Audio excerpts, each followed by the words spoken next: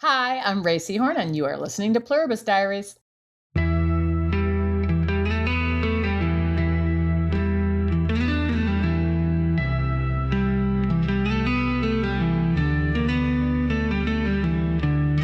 Well, hello again, everybody, and welcome back to Pluribus Diaries. I'm Annie. I'm Jenn. And wow, Jenn, we are here already at the finale of Pluribus, episode 9 of season 1, which was entitled La Chica o el Mundo. The girl or the world. For those who haven't figured that out yet, which I hope is very few of you. I popped it straight into Google Translate when I saw the title. I actually didn't have to. I did retain enough Spanish from high school that I did know what that meant. Well done. I find that watching Pluribus, the French that I learned in school is useless to me, and I really wish I had learned more Spanish. I guess the French came in handy a little bit during the debate scenes, but there weren't that many of those. Right. But really have learned to stand to learn some Spanish. Maybe I'll do a little studying before the next season drops. Well, that would be right in line with what happened in this episode, kind of. It would. The director is Gordon Smith, back again. And the writers are Alison Tatlock and Gordon Smith. Yeah, so this is Gordon Smith's third episode, I think, that he directed. Grenade, Got Milk, and this one. Correct. So he actually winds up directing more episodes than anyone, including Vince. Vince did the first 2. Right. And Gordon's the only one who did 3. So he obviously, and he's an executive producer and a writer, obviously, as well on the show. So he wound up having quite a stamp and obviously a very high quality one. And Alison Tatlock, she wrote Please Carol. So this is her second go around with, which I mean, again, awesome episodes. I also think because Gordon Smith wrote Grenade, which was episode 3. I don't know how, this might be an interesting little Easter egg. I don't know how purposeful it was, but on top of the ambulance, as we're flying over it in the drone, the number is 103. Yes. Which is his first episode, which was Grenade. Yes. And that also, there's many callbacks to that episode in this episode. So I wasn't sure if that was purposeful. The only reason I think it is purposeful is that Gordon Smith's, I believe his first episode in Better Call Saul was episode 6, which is the Mike-centric episode called 5-0. And in the very beginning of that episode, you're at a train station, and on the front of the train, it said 106. Oh, interesting. So it just seems like something he claims that was accidental, but I feel like there's no way this was accidental. Like I feel this was purposeful. As soon as I saw 103 on the ambulance, the whole time I'm thinking that's got to mean something, but I couldn't think what it was. But I think your theory is as good as any. I think it makes a lot of sense. So let's go with that. I mean, I'm going with it until somebody gives me another idea. Yeah, these numbers are never random, it seems, on Vince Gilligan episodes. Everything is chosen for a reason. And it might be like a compelling narrative reason, or it might be just like a fun reason like this. But I have no doubt that it's a reason. And I think that's a solid theory. Well, just keep that in mind, everybody, and you too, Jenn, as we move forward, because there are multiple references to Grenade, which I believe was your favorite episode, at least one of your favorite episodes. Yeah, so far. It still has a special place in my heart. So I look forward to discussing those references. All right. Sounds good. Well, we start off 71 days, 13 hours, 31 minutes, and 30 seconds in the sky. Yeah. We see a plane. At first, I was confused. I was like, okay, wait, is this a rocket? Just because of the way it was looks filmed. like it's going up. It looks like it's going up. But then as you pan down to our good friend, survivor Kusimayu, as she's kind of looking...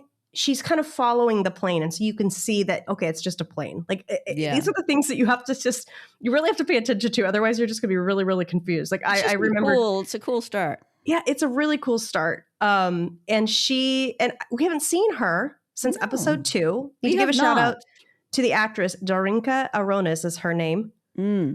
Wonderful. She did a great job. Love her. There's something about her that I feel love for her when she's on camera. So that's a special quality to have.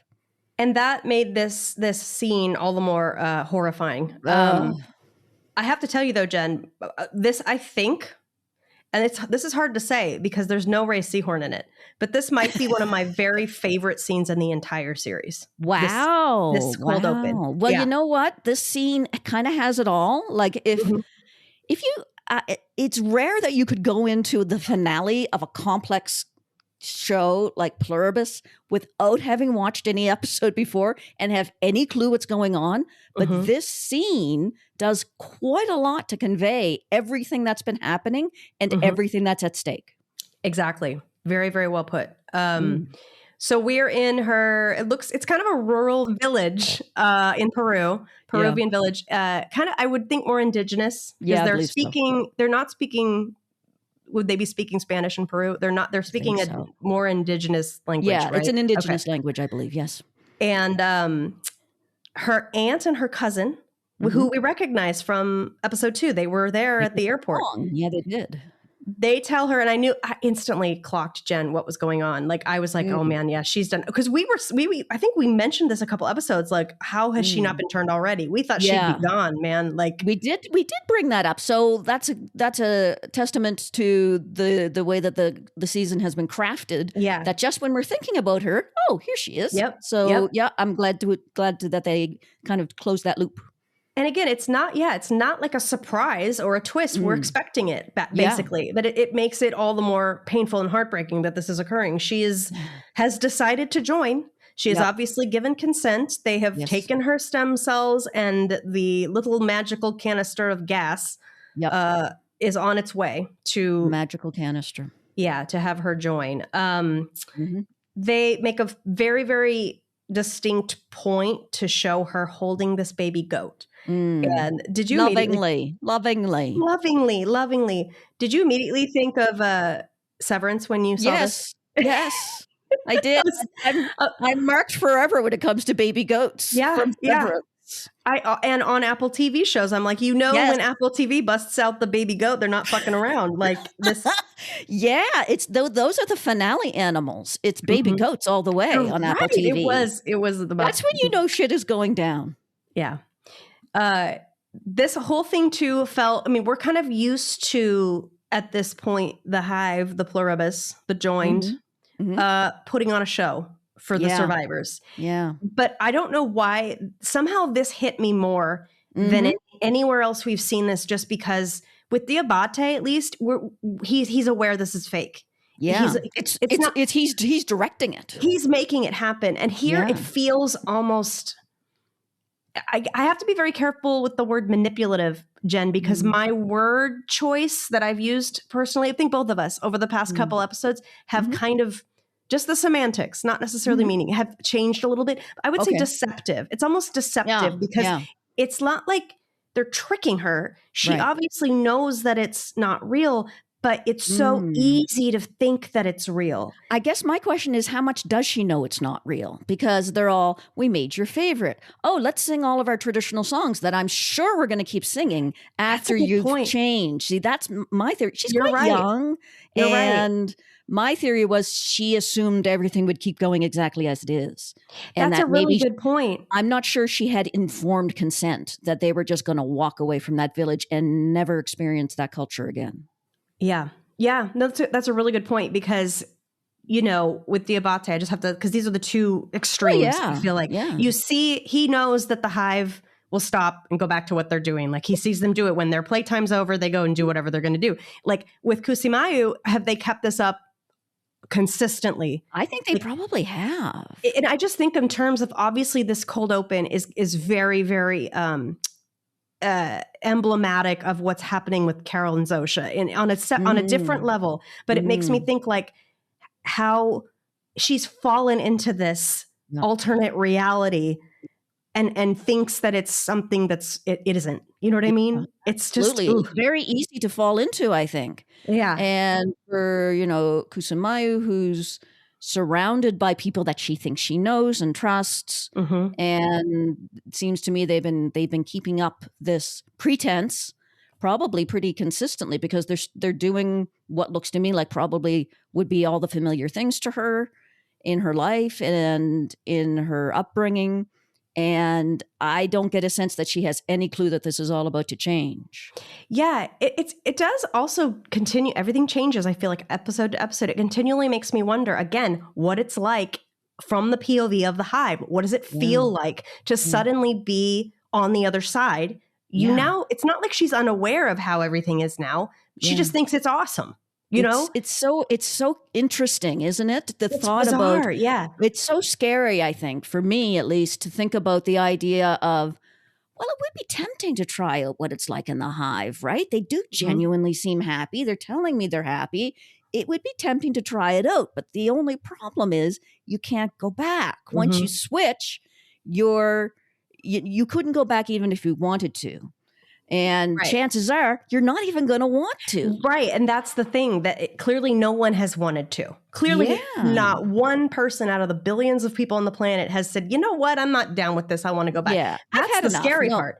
Yeah, Like, that's what really scares me, is that you completely change and you don't really have a choice anymore. So once you switch, it's too late. You think you're happy, but who's to judge that at that point? The me pre-joining would look at the me post-joining and say, that's not happiness. But once I'm joined, I have no sense of that exactly. anymore. Yeah. It's scary to think about. It's wild. And this is why I really, really want to know, like, I want an episode next season of POV Hive. Like, what does it feel like? I know maybe this is the whole point of it, is we're never going to know. Like, the whole point is maybe that we're never really going to know. It's all about, what is it like on our side? Because to us, this seems crazy. Like, this seems, how could you possibly be happy? You know? Exactly. It's so wild. But I think that for any time that someone, maybe as viewers, we might have started to think, maybe the hive's not such a bad idea. This scene helped to convey how they're not behaving in a malicious way. They're not behaving in a violent way. But yet the outcome is disturbing. It's very disturbing. I don't think you can watch this, honestly. And again, I don't want to fall into that trap of saying this is how people need to feel, because I know that's the whole point of this show, is that no one's supposed to be telling anyone else how to feel. But like, I can't watch this cold open, walk away from it, and think that we're meant to think, what a great thing that just happened. Oh, like, what a wonderful outcome. Yeah. Anyway. No, not at all. I mean, when you think about the loss of culture and language, and how this is happening the world over, that this has happened to villages, countless villages throughout the world. This is just one example of the languages and cultures that have been lost, and how eventually, if all of the survivors become joined, that'll be it for all languages, all cultures. And this, I think, does a great job of, again, showing without having to tell what's at stake.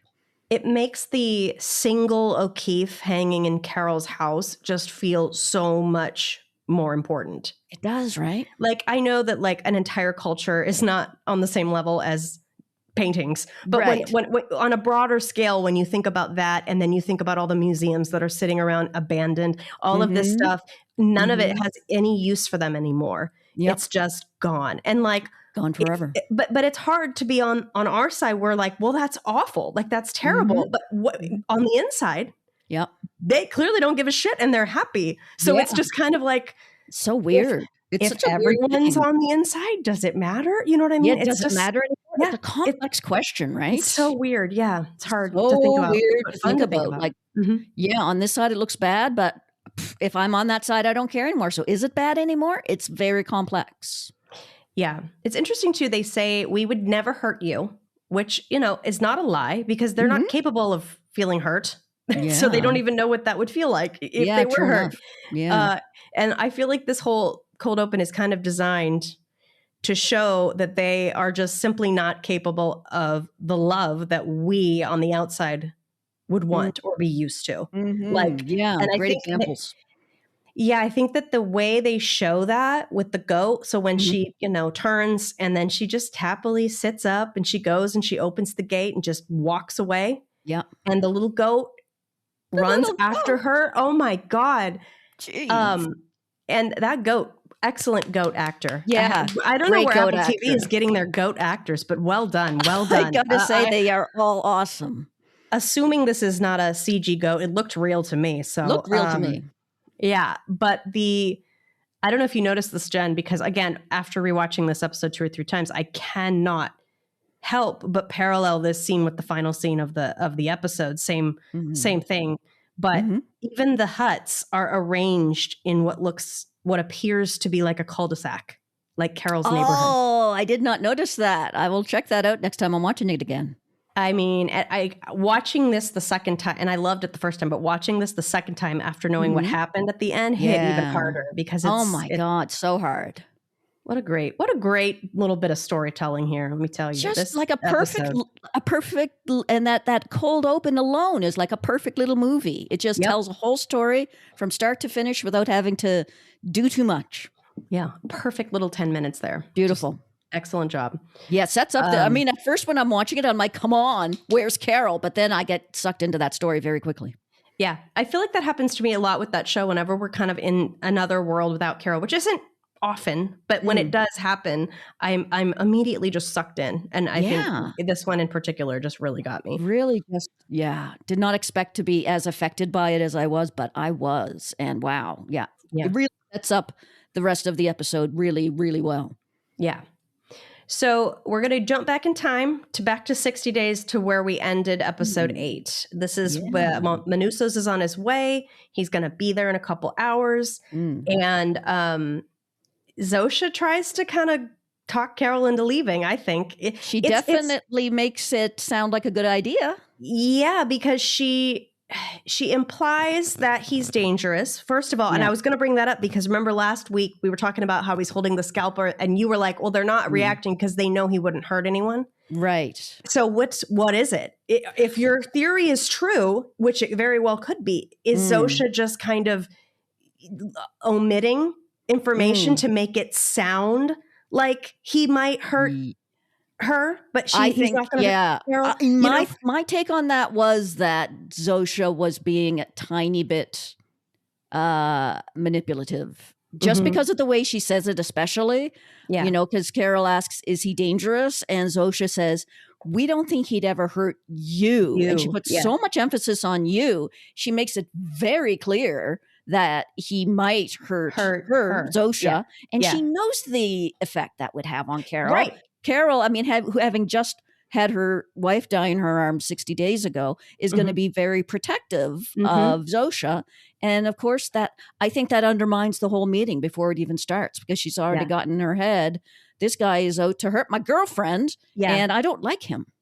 Yeah, and I mean, she honestly, even though we can kind of clock what Zosha's doing is like manipulative and a little bit shady, Carol has no reason at this point not to believe her. They can't lie. Absolutely. I mean, technically speaking, she's not lying at all. No, I mean, he has acted pretty wacko, and maybe he would actually kill them in the right circumstances. I mean, we find out later on he doesn't have too much trouble with that concept.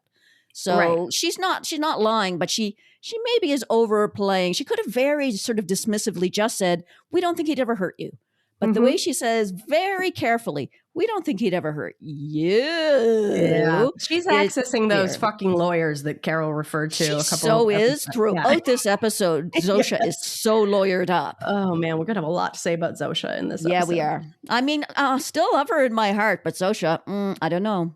Yeah, so I have a lot of complicated feelings about Zosha, but me too. So complicated. It's I can see how Carol falls for her. I did too, and now I don't know how to feel. Did you notice that her saying "I owe it to him" was exactly what Diabate said about Carol when Carol came to visit? God, you're right. Great point. Same thing. I got to get this over with. I'm going to hear him out. I owe it to him. Yeah, exactly what Diabate said. Yeah, and that's very much the attitude that Carol does have going into this. Yeah, it's a really good. I mean, we kind of know from the end of last episode how this was probably going to go. But again, it's just a really nice way to sort of frame where Carol is at right now. Absolutely. This is not going to go the way we hoped it would go back in episode 4 when we first met Manusos. Honestly, it's too late. Oh, Manusos, if only you could have come sooner. But this is really interesting, the way that this all unfolds, and not in some kind of out of character, why is it happening this way? No, the way that it unfolds is exactly as it should under the circumstances, but not at all what we were kind of expecting at one point. But that just keeps things spicy. It's when it's that thing where they're not necessarily giving you what you want, but what you need. Yeah, that's kind of what I feel like this was, because it was all very, very authentic feeling. And this is, Authentic. like you said, this is exactly how it would go. I would describe it as authentically painful as well. Yes. Yeah. I think that maybe is a Vince Gilligan trait in a lot of ways. Yeah. Oh, of course. Yeah. So I love these shots when he's driving in, because you start off with the Rolls Royce emblem on the car, and then you're kind of widening to see him pulling in, and you're seeing him look around like, what the fuck? Like, he's like in a new environment. Like, he's probably thinking, oh my God, a rich lady. Like, what is this gonna? He owns a Rolls Royce, and she lives in a fancy house. So so it's like, it's already, before they've even met, there's already some discord, I think, in there's his a little mind, discord already in his mind. So definitely puts him off. Yeah. And then he decides to summon her with a honk, which I think probably instantly puts her off. So. Yes, it does. Everything about their initial meeting is just like puts each other off. They're both just acting in exactly the way to push each other's buttons. But you know what, Jen, I think you're right. But what I love about this scene is, like, they're both showing restraint. You can see it on both of them. Yeah. Like, Carol, I think she held out much longer than I expected her. Like, she you know what I mean? Like, she was polite to him for a while before. And then when she finally was kind of not so polite, I thought she was entitled to not be as polite in her position. And then him, like, he is the one who's kind of just a stranger in a strange land. Like, you have to give him a little bit of credit. He's not going to be completely on his game. This is a dire circumstance. He's not going to be super polite, but everything he's doing, including trying to walk into her house or walk up to her with a machete strapped to him, is not the way. Like, that's not how we make friends. It's not. And she's not helping either, really, with, come into my big casa. And they are being extremely formal with each other. There's no like running into each other's arms going on here. They're being very formal. It's like two diplomats meeting for the first time. Like, okay, we're going to negotiate, and we're going to like set conditions. And it was all very sort of a little bit tense. Yeah. I think, though, I don't know if you thought her offering to talk in the house was somehow wrong. I didn't think that was wrong of her at all, because she doesn't. I don't think it was wrong of her. I think he just perceived it that way. Oh, you said that she was so insistent on it. Right. I thought you said that she got off on the wrong foot, like she did something wrong at the beginning. No, just from his perspective. Okay. From his perspective. But she also doesn't know how paranoid he is, first of all. Yeah, she doesn't know. I kind of forget how little she knows about him. Like, all she knows about him is the unpleasant phone conversation she had with him on the plane, and the fact that apparently he's dangerous to Zosha. That's all she knows. Yeah, and she remembers him yelling at her. You know what I mean? Yeah. So you're right. With that teeny amount of information, I don't know. I feel like at the beginning, they're both acting like as polite as they possibly can. I guess is the way I want to say it. They are definitely wary of one another. Yeah. But you're right. Very polite. Yeah. So they're fighting first over, she wants him to go inside. He's like, no, let's talk in the ambulance. And at the second he said that, I was on Carol's side there. I was like, no, I'm not getting into your ambulance. And like, where you could drive me to anything. Yeah, that's true. First of all, this is Albuquerque in the middle of God knows what month it is. Like, could you imagine how hot it is in that ambulance? True enough. Sir, let's go be comfortable. Also, she does not know. Again, she's probably just wondering why. Like, why won't he come into the house? Like, why are you being so weird about this? Yeah. So she goes in to get her phone, and as soon as she came out with the phone with the translator, there answers our question. Carol does have a phone. It does. She just has not used it. She hasn't used it. But clearly she's charged it for the past couple hours, because it's all ready. She's got the translator all ready to go. She has a plan. Yes. And so she's talking into it. And I thought it was a good plan. Manousis does not like this plan. Does not care for the plan. Because they're listening, and he thinks, which, to his credit. Yeah. You don't want them listening if you're going to talk about how to, quote unquote, destroy them. Right. Yeah, that's his plan. Yeah, I get it. I get it from his perspective. But again, it's just kind of like, I love the dynamic of he's being the Carol. He's being the episode 2 Carol. Like, he's being so extra about it. Like, do you really need to take it out of her hand and throw it down the grate? Like, do you really need to go that far? He's a little too extra. He is Carol, and she's the Lakshmi. She's just like, no, I'm done with you already. I am done with you already. Yeah. This show at its heart is about what it means to be human and human behavior and how humans connect and interact. And I love just these interactions, how you can see how quickly it all just went off the rails. Oh, and, so quickly. And you can see why. And it's not one of those, things where he came in and was like a total jerk and was like super like misogynistic or homophobic or something. And clearly he was in the wrong and she was in the right. No, you can kind of see it from both of their sides. Exactly. But you can also see how it altered into a bit of a car crash. Yeah. Yeah. I love the way they fight over this phone like toddlers. Like, oh my God, it's so embarrassing, isn't it? It really is. I saw so many like sped up GIFs online over the past few days. Yeah, that are like, these are the two people responsible for saving the world. We're all doomed. It's so great. It's so true. The sped up version is quite funny to watch, actually. But even at regular speed, it's pretty funny to watch. Oh yeah. This is great. And I love all of this. And you can see how the second it goes down and she's like, you can get back in your ambulance and fuck right off. Yeah. I'm finito. And she walks in. I was honestly like, okay, as much as I want this pairing to happen, and I know that this isn't the end of it, I was kind of like, okay, Carol, you're right. I would probably be fucking done with it too. I'd be pretty pissed. Yeah. Taking the phone out of her hands and deliberately throwing it away. He didn't just drop it down that grate. He threw it down the grate. Yes. And I think was not cool.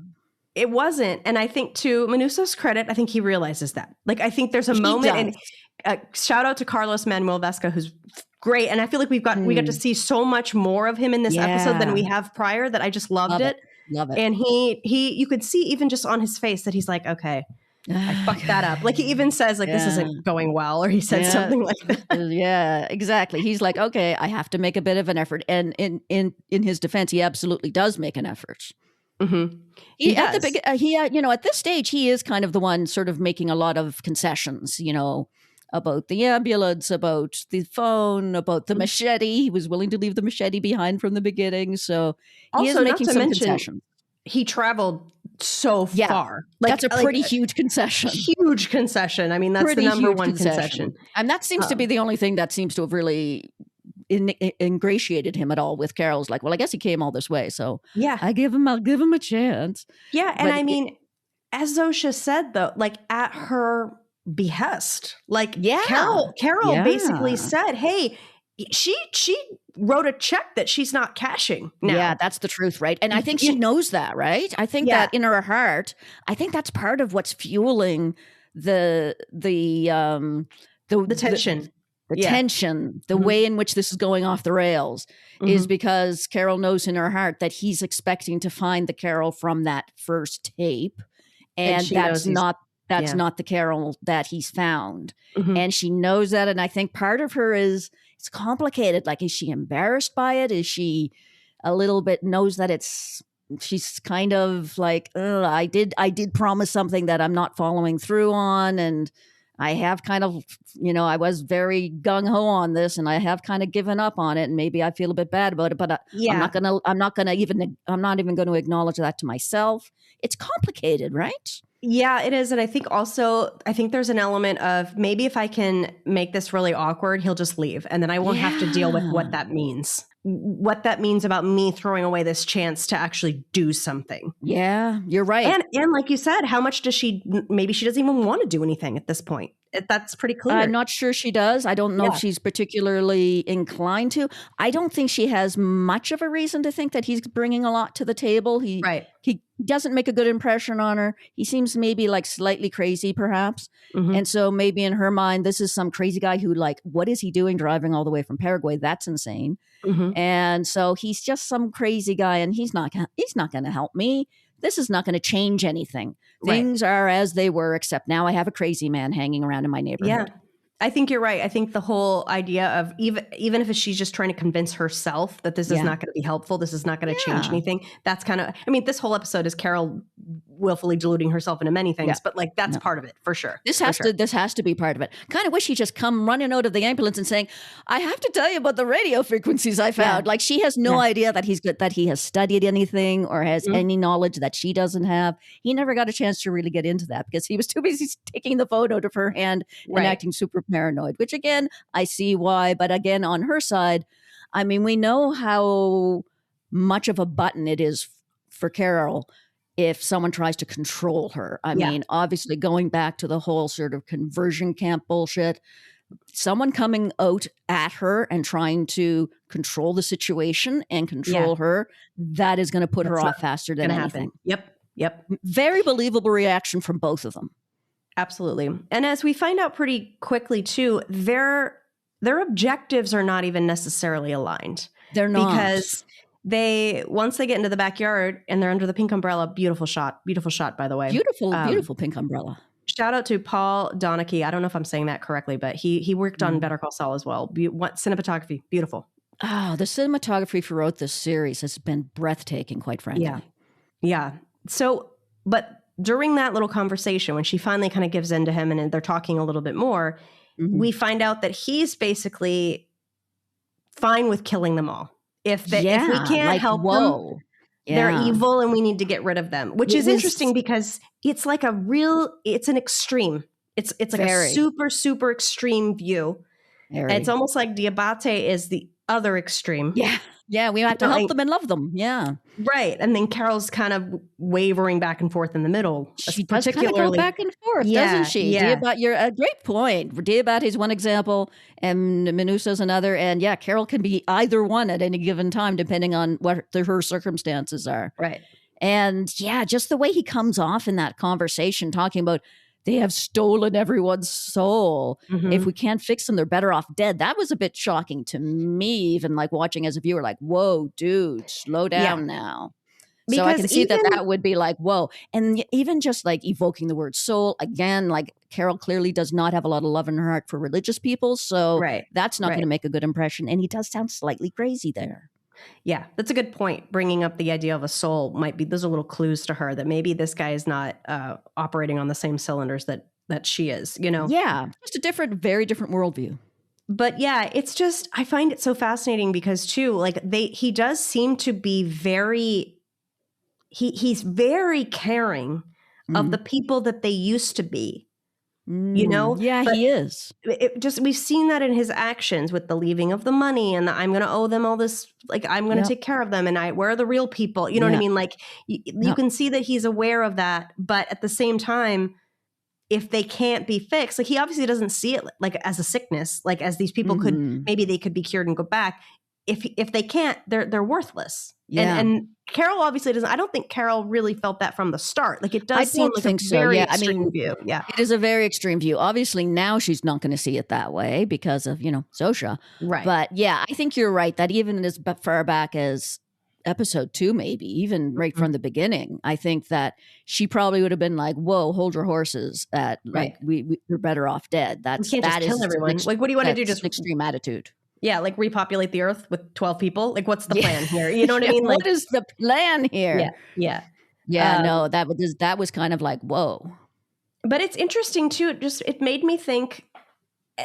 It made me think of like political divisiveness and how people can come at something from completely different ends.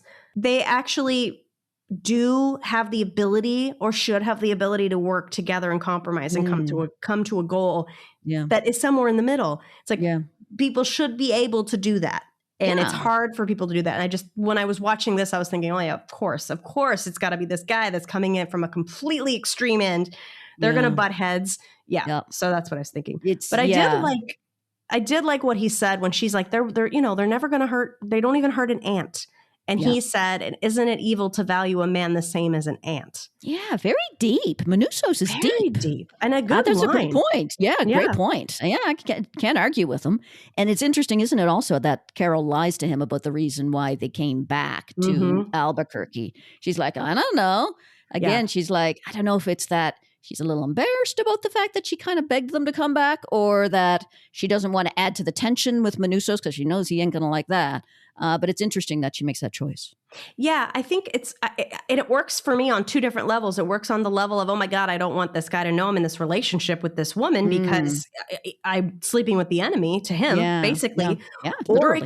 Yeah, or it could work on the level of her being closeted all her life. Yeah, and that's just true. That's something about her that she's just not ready to share with people. Yeah, good point. So it could be an element of that also. Yeah.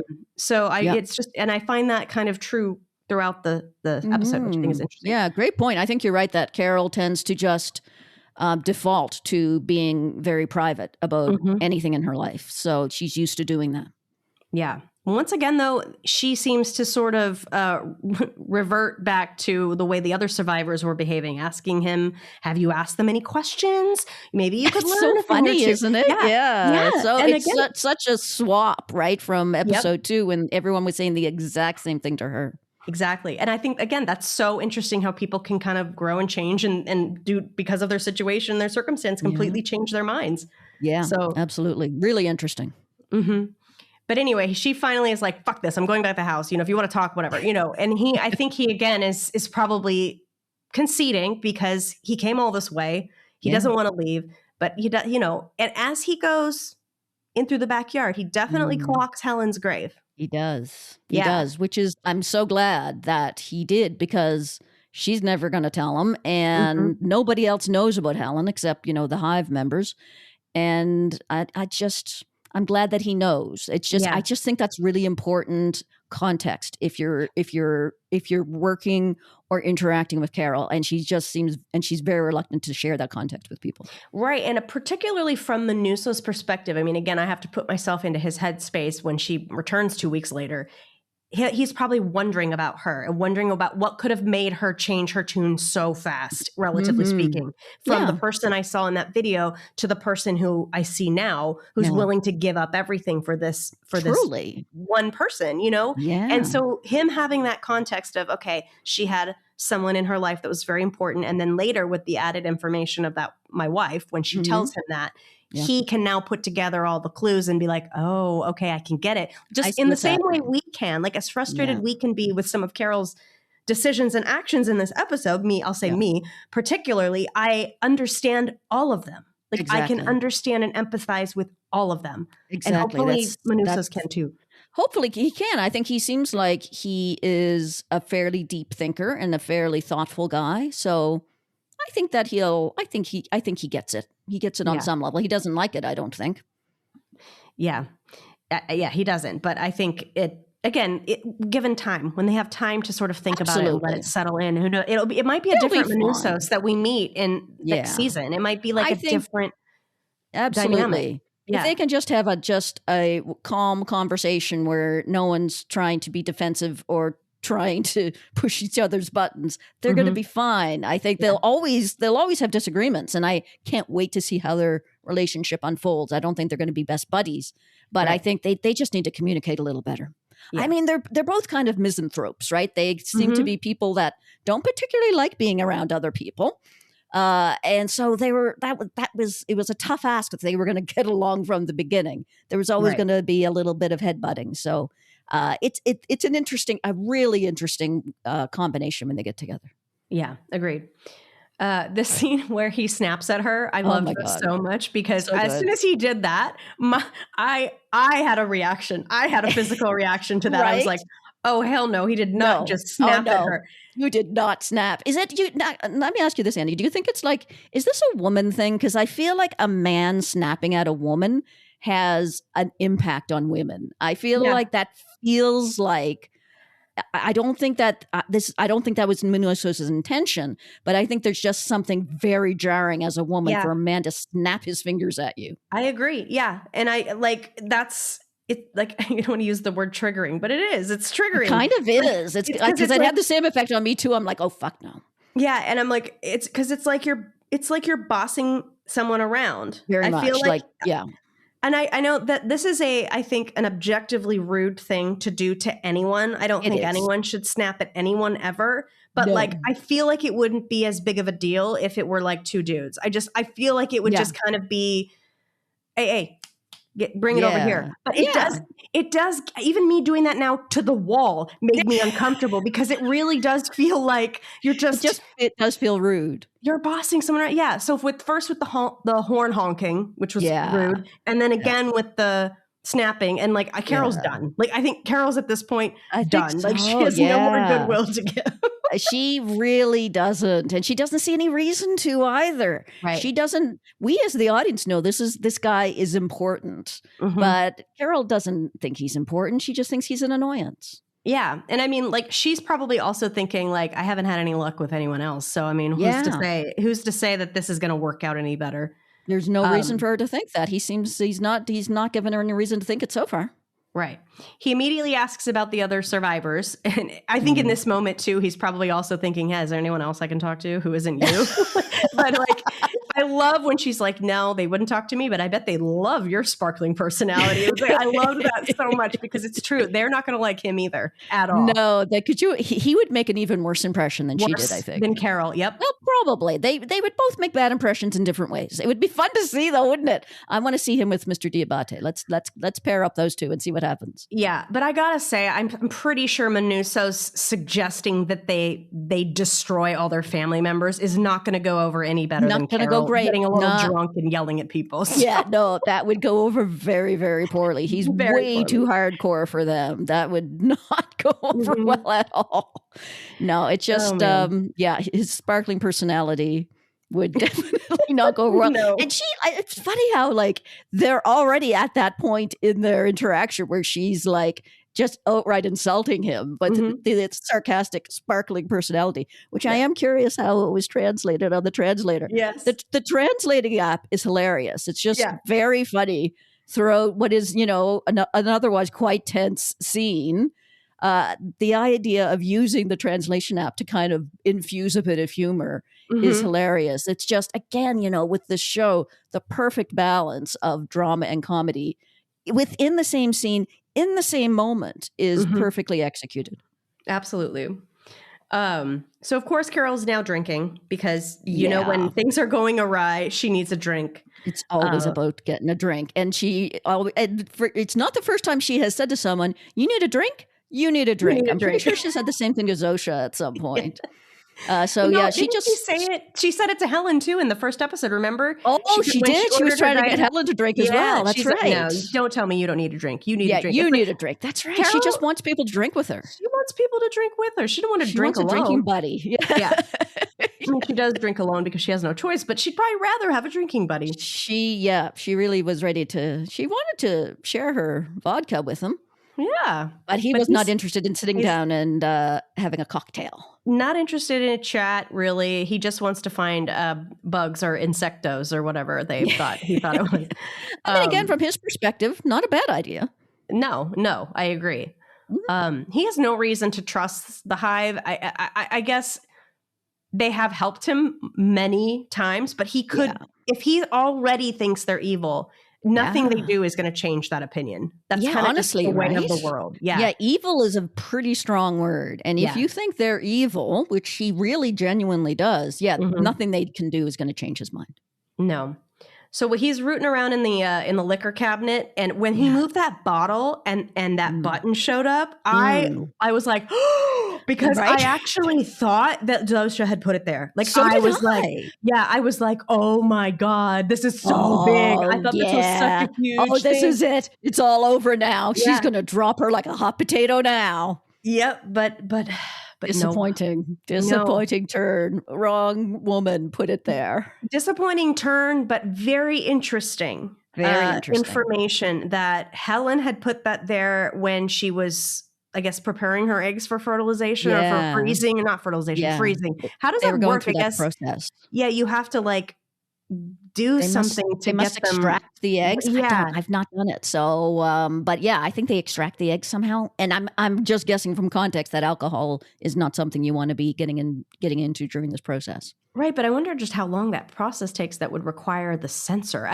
The sensor to me seemed like a more long-term decision. Kind of like if we're going to be having kids, if we're going to be thinking about having kids, like you need to knock it off. Like I kind of look at it as that, like not necessarily that, okay, I'm going to have this on here while you're freezing your eggs to make sure you're not drinking too much.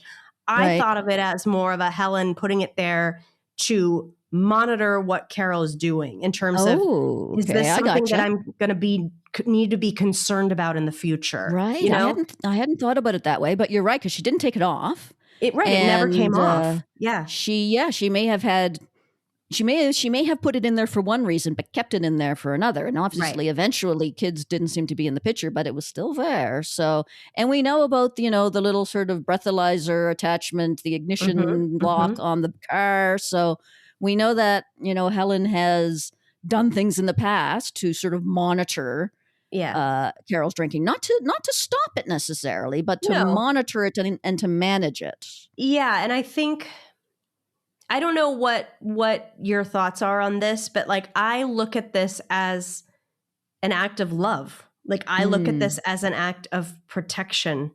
Maybe there's definitely some distrust going on, but there's also an element of, this is something that, to keep you safe and to keep our future children safe, that I need to be doing. Well, how do you view the whole thing? I think that us sort of as observers can see that, but I think that when it's someone that you love and someone that did this so many years ago and ostensibly could have been continuing to do it, as we've discussed ever since, it just hurts to find out that she was keeping that from me. Yeah, I agree. From Carol's perspective, from Carol's perspective, it would feel really hurtful. Like, it's not like, if she thinks about it logically, she's going to see that it was probably with good reason, but no one wants to sort of think about, well, she had a good reason. I am a terrible problem drinker. She doesn't want to think about that and acknowledge that. So to her, she probably is in some degree of denial about how much harm her drinking can cause. And this probably, I'm guessing that she and Helen had an ongoing difference of opinion about Carol's drinking. And this was just another example of that. And I think that it felt probably, the fact that she went into that conversation with Zosha thinking that Zosha had done something because Zosha didn't trust her and was monitoring her, only to find out that Helen was doing that exact same thing, I think was, it just really threw her. Yeah. And now suddenly Zosha's perfect number one awesome girlfriend who never gives me a hassle about drinking. And Helen's like, that is so mean and distrustful. And the fact that she was sort of lying by omission for years, it hurts a lot, I think. And just hearing Helen's name, I think, hurts as well. So it was just a tough moment for her. Yeah. And she tells Zosha on the phone, it's interesting, you could tell that Carol feels really bad for having accused her because she was very certain. And then at the end of the call, she says, I'll call you later, like kind of really quiet. Yeah. And Manousos definitely clocked that. He clocked that. That's not the tone you use with your chaperone. That's the tone you use with your girlfriend. Yeah. So, I mean, he's not an idiot. He knows what's going on. And then particularly when he finds out, and Carol says it, this is the first time we hear her say out loud, mi esposa, my wife, like she's saying it to someone. Finally, like out loud, using the word wife, which really was like, oh, wow. For me, and I know you are in this category as well, as a very hardcore Carol Helen shipper, it just was nice to hear the word said out loud because I've never heard her say that before. And, even as the audience, when we talk about Helen, some people would just refer to her as Carol's partner. We weren't exactly sure what the right term was sometimes. I was happy to call her wife, but now we know for certain that that's what Carol considered her as well. They were married. And it was kind of a heartbreaking little moment for me. Yeah.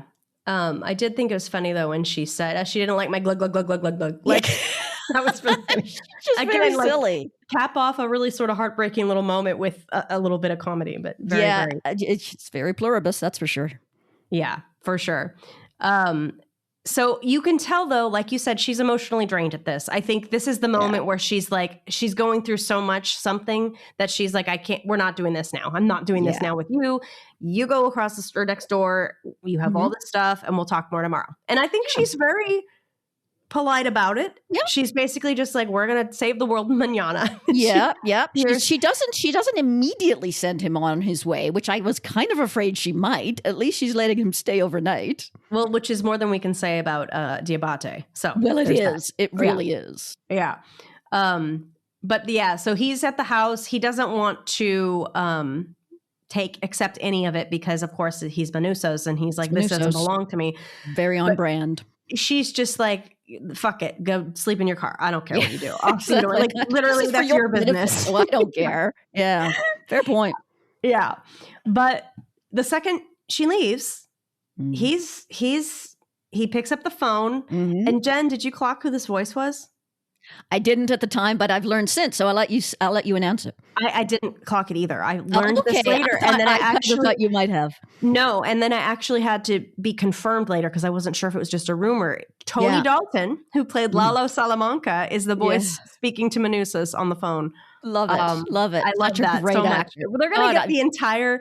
Are we going to get Bob next season? Because we need him as a voice on the phone. Yeah, or Jonathan Banks, even Gus. Like those guys, they would be. They have such distinctive, amazing voices. I want to hear them all. Such great voices. Yeah, and what a great way to do fun little cameos because it doesn't take you out of the scene at all because it's just the voice. Yeah, and both times when they used sort of cameo voices, I didn't recognize them either time. And it was just very fun to find out afterwards. Now that I know, it's when I'm hearing that voice speaking to Manusas, I'm like, oh yeah, now I recognize the voice. He has a gorgeous voice as well. Yes, he does. So it's great to hear from him again. God, he's such a good actor. He is. He's great. Love him. So he asks for whoever was talking to Carol. Who's the one who talks to Carol? Zosha. I want to talk to Zosha. I was like, this is not good. I was immediately like, this is bad. I was a little worried for Zosha at that point. I was too. And I thought it was interesting that even though Carol told her that she was going to call her later, that she didn't. Like Carol needed some time to herself. Yes, she needed some Golden Girls time. She needed some drunk Golden Girls time. She needed some drunk Golden Girls time. It made me wonder the fact that she completely spirals on this particular evening. Was it, the encounter with Manusas obviously brought up some stuff that was distressing. The revelation of what Helen was distressing. It also made me wonder, how often has Zosha left her alone since the Hive returned to Albuquerque? And is this just what Carol is like now when she's left alone? Does she spiral that fast because she's so emotionally dependent on Zosha now? Yeah, that's a really good point because she's worried about her. So it's not like she's going to call her and say, come back. He went because she would still be worried about her being in the vicinity. Yeah, I think she would. You're right. Yeah, so she knows at this point that Zosha's not coming back. That's a good point. But I also do think she's probably going through it a little bit. I think she is. Yeah, that's my feeling on that is that the Helen thing really kind of shook her up. It did. So, it's always unsettling to learn something that was going on in your life that you didn't know about. That was there, right there in her home, and she had no clue for years, and that's very unsettling. Yeah. So Carol kind of wakes up out of her stupor, I guess. We'll call it a stupor. It is a bit of a stupor. Yeah, and I like the moment where she goes to put the chair under the doorknob because, again, with just no dialogue, she didn't even really have to do anything with her face. With her actions, we can see that she's kind of scared. She's not entirely trusting of this guy. He's got a machete, and he thinks he wants to kill everybody. Yeah. Yeah. So she doesn't know what he might do. And then to see that Zosha, to see her little blue car parked outside his house, obviously I can imagine the fear that's going through her in that moment. Yeah. I mean, she's still traumatized over the death of Helen, right? So anything that threatens Zosha is going to just bring that back vividly. Yeah, agreed. So she runs over there. She runs. I feel like she thinks that he's in the process of killing her or something. Like she's very scared. She obviously is not expecting to see a calm conversation when she walks in because she certainly looks surprised. Yeah, she is surprised. It's sort of like, what the hell's going on in here? Like he's basically like, I'm doing what you told me to do. I'm asking questions. It's a sensible answer, really. It's like, why not? Why not? And I almost get the impression that Carol is as mad at Zosha as she is at Manusas. Like, she is. Why didn't you tell me? You're my girlfriend. Why didn't you tell me you were coming to talk to this guy? You should have just kept me in the loop. That's what girlfriends do. But Zosha, of course, doesn't see it that way. Or you could have just said, I'm busy. I'm in the bathtub. You could have come up with something. No, she can't because she's Zosha. Oh, yeah, exactly. So that kind of annoys Carol. The next 5 minutes or so of this episode were really frustrating for me, I have to say, because it's one of those things that Carol should know this by now. Yeah. But it's she what we really should. She really should, but it's what we were talking about before with the cold open with Kusimayu. Like when you're with, she's been with her for a couple weeks now, entrenched in this new relationship that's perfect. You know, like perfect in every way. In every way, we'll say on paper, it's perfect in every way. Feels perfect. Feels perfect. You could easily just trick yourself into thinking that this is all happening. This is all really happening, and maybe she really does feel differently for me, or it doesn't even occur to her to think about that. Like nothing's changed. Nothing's changed for Zosha. I think that when you feel the feelings for someone, as Carol does for Zosha, automatically there's a human instinct to believe that those feelings are reciprocated, and it feels real. Zosha's doing all the right things and saying all the right things. Zosha knows exactly all the right things to say and do to make Carol happy, and who wouldn't like that? As girlfriend material, must be super appealing to have someone who is there to meet your every need and has no needs of her own. She's never in a bad mood. She doesn't give Carol a hard time about her drinking. She's perfect. Yeah, exactly. And she doesn't want, she's in this situation too, where she is kind of worried about losing that, I think, but we're not quite there yet. Nope. She finds out that she's told Manusa's Toto everything. Yeah, Toto. And I know that what Carol's thinking is, did you tell him the thing? Like, have you told him the thing? Really means. Like, that's all she really gives a shit about. Yeah, that's all she cares about. But this is interesting. Right off the heels of this, quote unquote betrayal by Helen, that she might look at it. This is a betrayal of Zosha by Zosha, as far as Carol's concerned. I think so, because even though Zosha's in her mind not doing anything wrong, and she's not doing anything that she didn't tell Carol that she would always do, for Carol, things have changed. Yeah. And that's the thing. Things have changed for Carol, and nothing has changed for Zosha. And that's the huge sort of point here. So he knows what's going on now. He knows everything. She gets Zosha right out of there and is like, no, we're done. You're done. You're done with this. Let's get out. Practically drags her out. Very sort of, you, my woman, we going. Right. Like, geez, very caveman of Carol. Like, a little bit. Okay, a little bit. I agree with you. But I also think that there is an element of fear here as well. I think she is acting a little bit, I don't even want to use the word aggressive. She's acting a bit domineering here. Because, a little irrational, maybe. Because I think she's worried for Zosha's safety. I think you're right. Fair. And she is very sort of triggered by Zosha being in danger here. Yeah. And then this is when you get the heartbreak moment. She says, what did you tell him? Well, he asked us all these questions, and she's still using we. She's very, very with the we. We have no choice. We have to tell. I feel like it's when she knows that she's disappointing Carol, she maybe reverts back to the we. Like, maybe that's a tactic that Zosha's using. It would make sense, wouldn't it? It's like, if my husband's mad at me, I'm going to be like, oh, it wasn't me. It was all of us. Don't blame me for this. So, I can see that would be a tempting tack to take.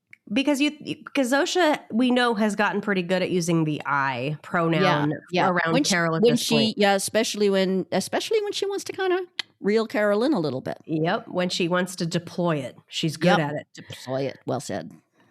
So she delivers the kiss of death here with, I know this is hard to understand, but we love him the same as we love you. Yeah. And I immediately was just like, ow. But but it wasn't a surprise to me because we know this. We have known this whole time. Yeah, my reaction is like, yes, finally, she's spelling it out. Carol needs to hear this. But does Carol hear this, or does she choose not to? The latter. Yeah, I think here's the thing. I think she hears it because I think she's genuinely affected in the moment. Like, she's almost surprised that this is the case. She's completely thrown, I think. Yeah. She's just really like she's in this delusion where she's convinced that things are different now from Zosha. And Zosha treats her differently. They have a genuine something going on. And I think she's completely shocked to find that that's not the case. Right. It's really heartbreaking. I feel bad for Carol, but it's also like hugely embarrassing and like one of those moments where, like you say, it's the moment when you learn that your feelings are not reciprocated. Yeah, That is this moment. That is tough. It's just, and it is like very hard to stand there and deal with. Yeah, agreed. Which is why I think she chooses just not to deal with it. I think there's an element of that, yes, that she's choosing not to deal with it, but there's also really a good distraction that occurs. There is, very convenient. A very convenient, she's saved by the seizure, as it were. She is saved by the seizure. I mean, they were getting into an interesting conversation, but I think Carol was already, by the end of that conversation, kind of just taking a bit of a left turn and being all, I want you to stay away from him and all that. So she was not ready to continue the element of conversation about, he's a stranger. You can't, you barely know him. You can't possibly feel the same way. And Zosha gets as far as saying, yes, that's true. But she doesn't get any farther before Carol's like, I want you to stay away from him. We're going to pretend none of this happened. La, la, la, la, la. I've got my hands over my ears. That's a really good point because she does kind of go right back into the delusion prior to the seizure. You're right. She does just for a moment. She does seem ready to kind of like, we're closing this chapter in a hurry.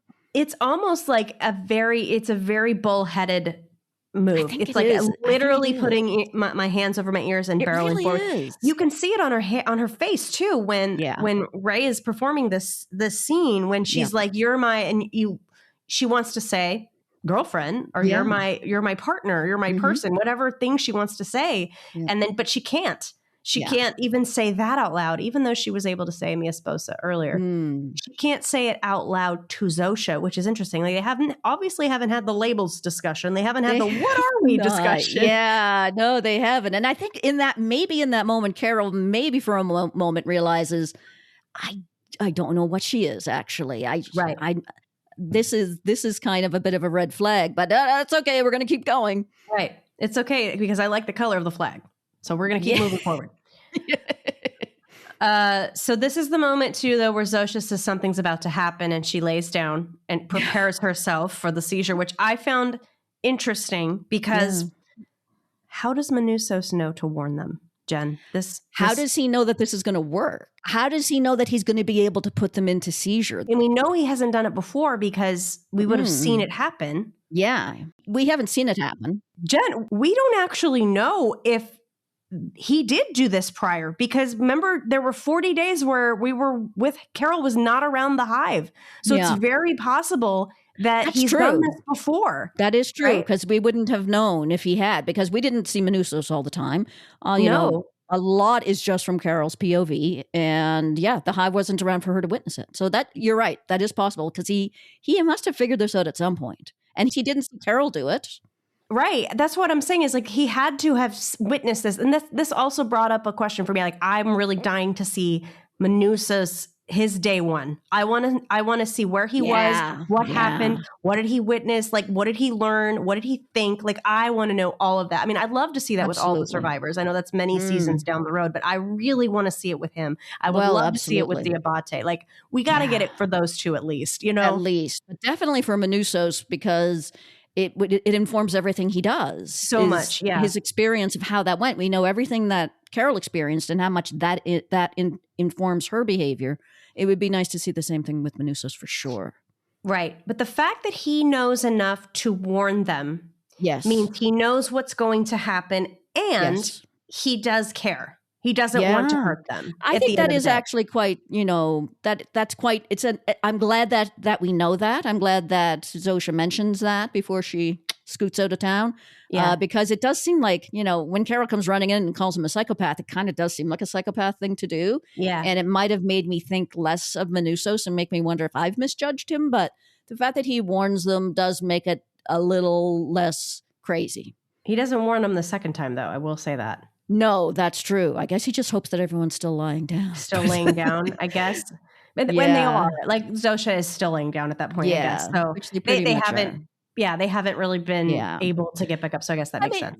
I mean, I think he does give them warning and I'm glad that he does. But, realistically speaking, not everyone would have necessarily had time to get somewhere safe. If someone was flying a plane, they're not going to have time to land it before he did his thing. So it probably still had a little bit of an impact, but he did try to do something to warn them. Yeah, I'd be curious to find out how many people died, because I'm sure people Someone died.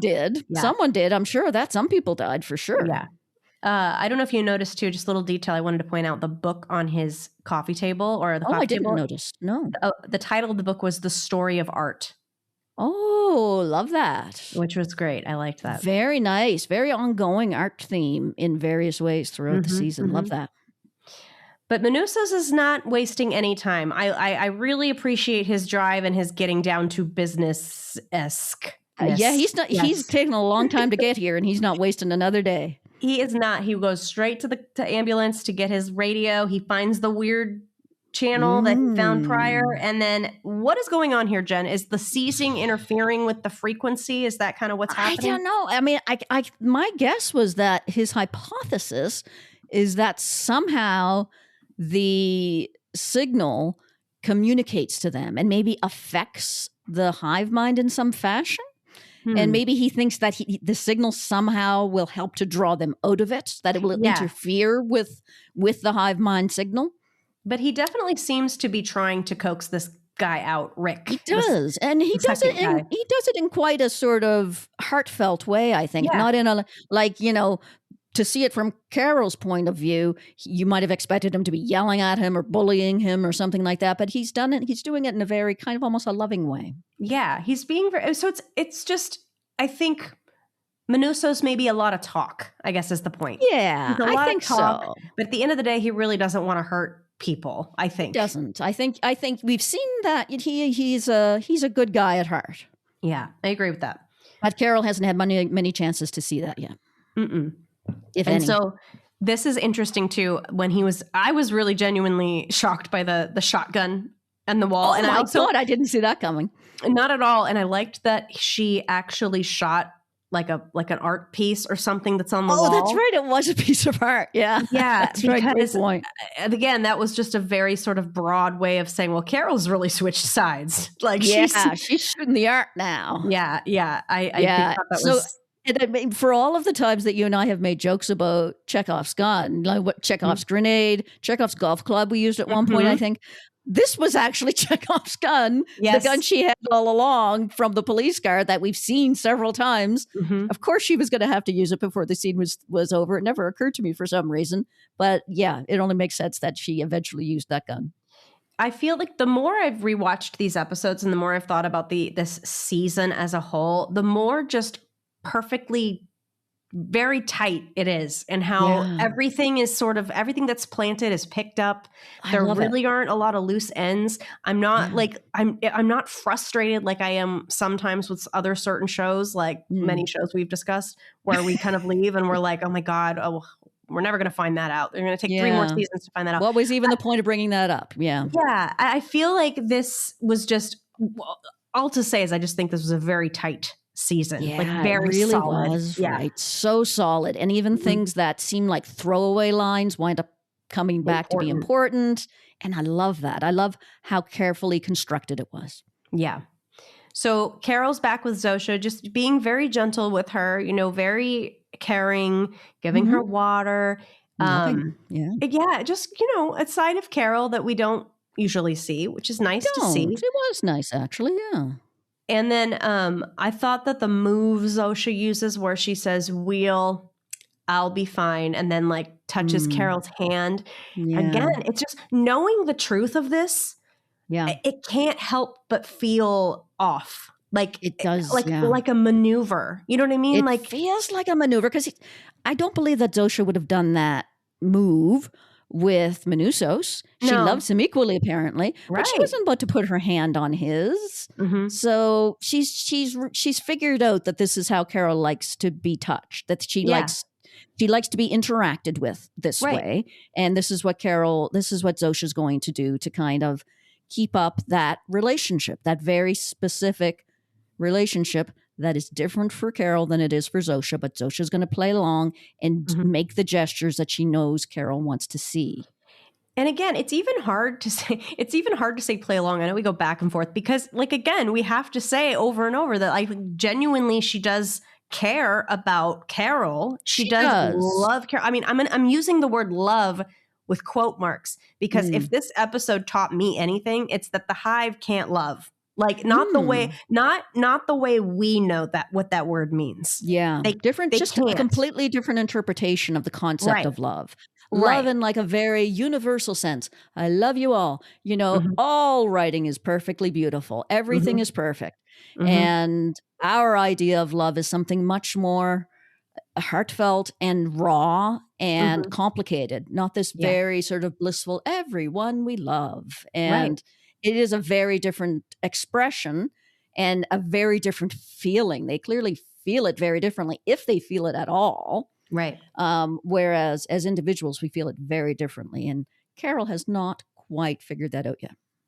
And just the fact that, once again, remember how we talked last week about how frustrating it is to hear Zosha say, I don't understand we don't understand what's troubling you. Oh my gosh, Carol. She just doesn't get it, right? How they don't get it. And it's once again, I feel like the same way here, where it's just like how can she not understand what Carol's feeling in this moment? How can she not understand that, like, she's literally watching what she is doing is not making Carol happy. What she's doing is only going to lead to heartbreak. How does she not see that? Yeah. And, you know, when she's talking to Carol about, well, we love Minusos too, it doesn't seem to occur to her that that's not going to be welcome news for Carol. That this is, you know, it's not like she broke that to her gently or something. She said that as though like this was just an obvious fact. Right. So they still, the hive mind still seem to mess up pretty frequently when it comes to understanding how regular people feel. Yeah, exactly. I got to give a shout out to our good friend Lakshmi, who makes a very brief appearance, even though we don't get to actually see or hear her. We don't have to. We know it's her. I didn't know who that was going to be on the phone when it was ringing. Carol knew. And obviously Zosha knew. I kind of thought maybe it was going to be Minusos. I didn't really know who it was going to be. But of course, as soon as she answers it, it makes perfect sense that it's Lakshmi.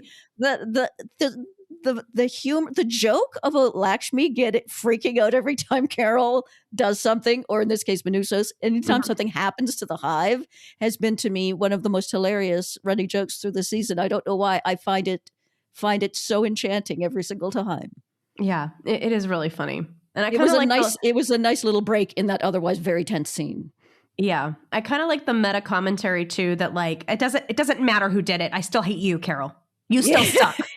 Yeah. Kind of like that. Yeah. She doesn't want to hear it. She doesn't care. She just doesn't like Carol. Yeah. But it wasn't me this time. Screw you too. Yeah. Screw you too, Lakshmi. I hope Lakshmi comes back next season. I love her. I know. I hope we see more of her because she's just so funny. I find her as a character fascinating, and I would like to just see more of her, even her, like her survivorness, like the first day for her. She's had such a complicated experience through this. I mean, we've seen Carol kind of fall into the delusion.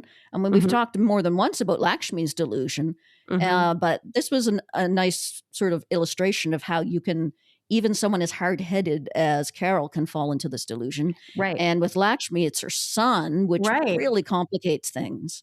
So it makes me understand Lakshmi a little bit more, I guess. I agree. I agree with that. I was going to say that earlier because it's not even like with Carol, it's a new person. With Lakshmi, it's like, it's her family. Like she's known them forever. Same with Kusimayu. Like you just fall into it and suddenly you're like, well, what's wrong with this? This is great. Everyone's being nice and everyone, it's fine. It doesn't matter that he's acting a little different and he suddenly knows things. That's kind of cool. You know, I could see how you could just kind of. We're just, we're going to just gloss over all of that. You know, life is fine. We just, as humans, we just make the best of whatever situation we're in. We have to. Yeah. And that's very much, I think, what's going on with Carol throughout this episode. She's making the best of a bad situation. Yeah. But then, of course, Zosha says, I'm so sorry. You know what we have to do. And in that moment, I was like, oh, yeah, they got to leave. They're all out of there again. Yeah. They're just, without even a second thought, they're just, boom, we're out of here. They can't risk the anger of Minusos, even if it's forced anger, hurting them.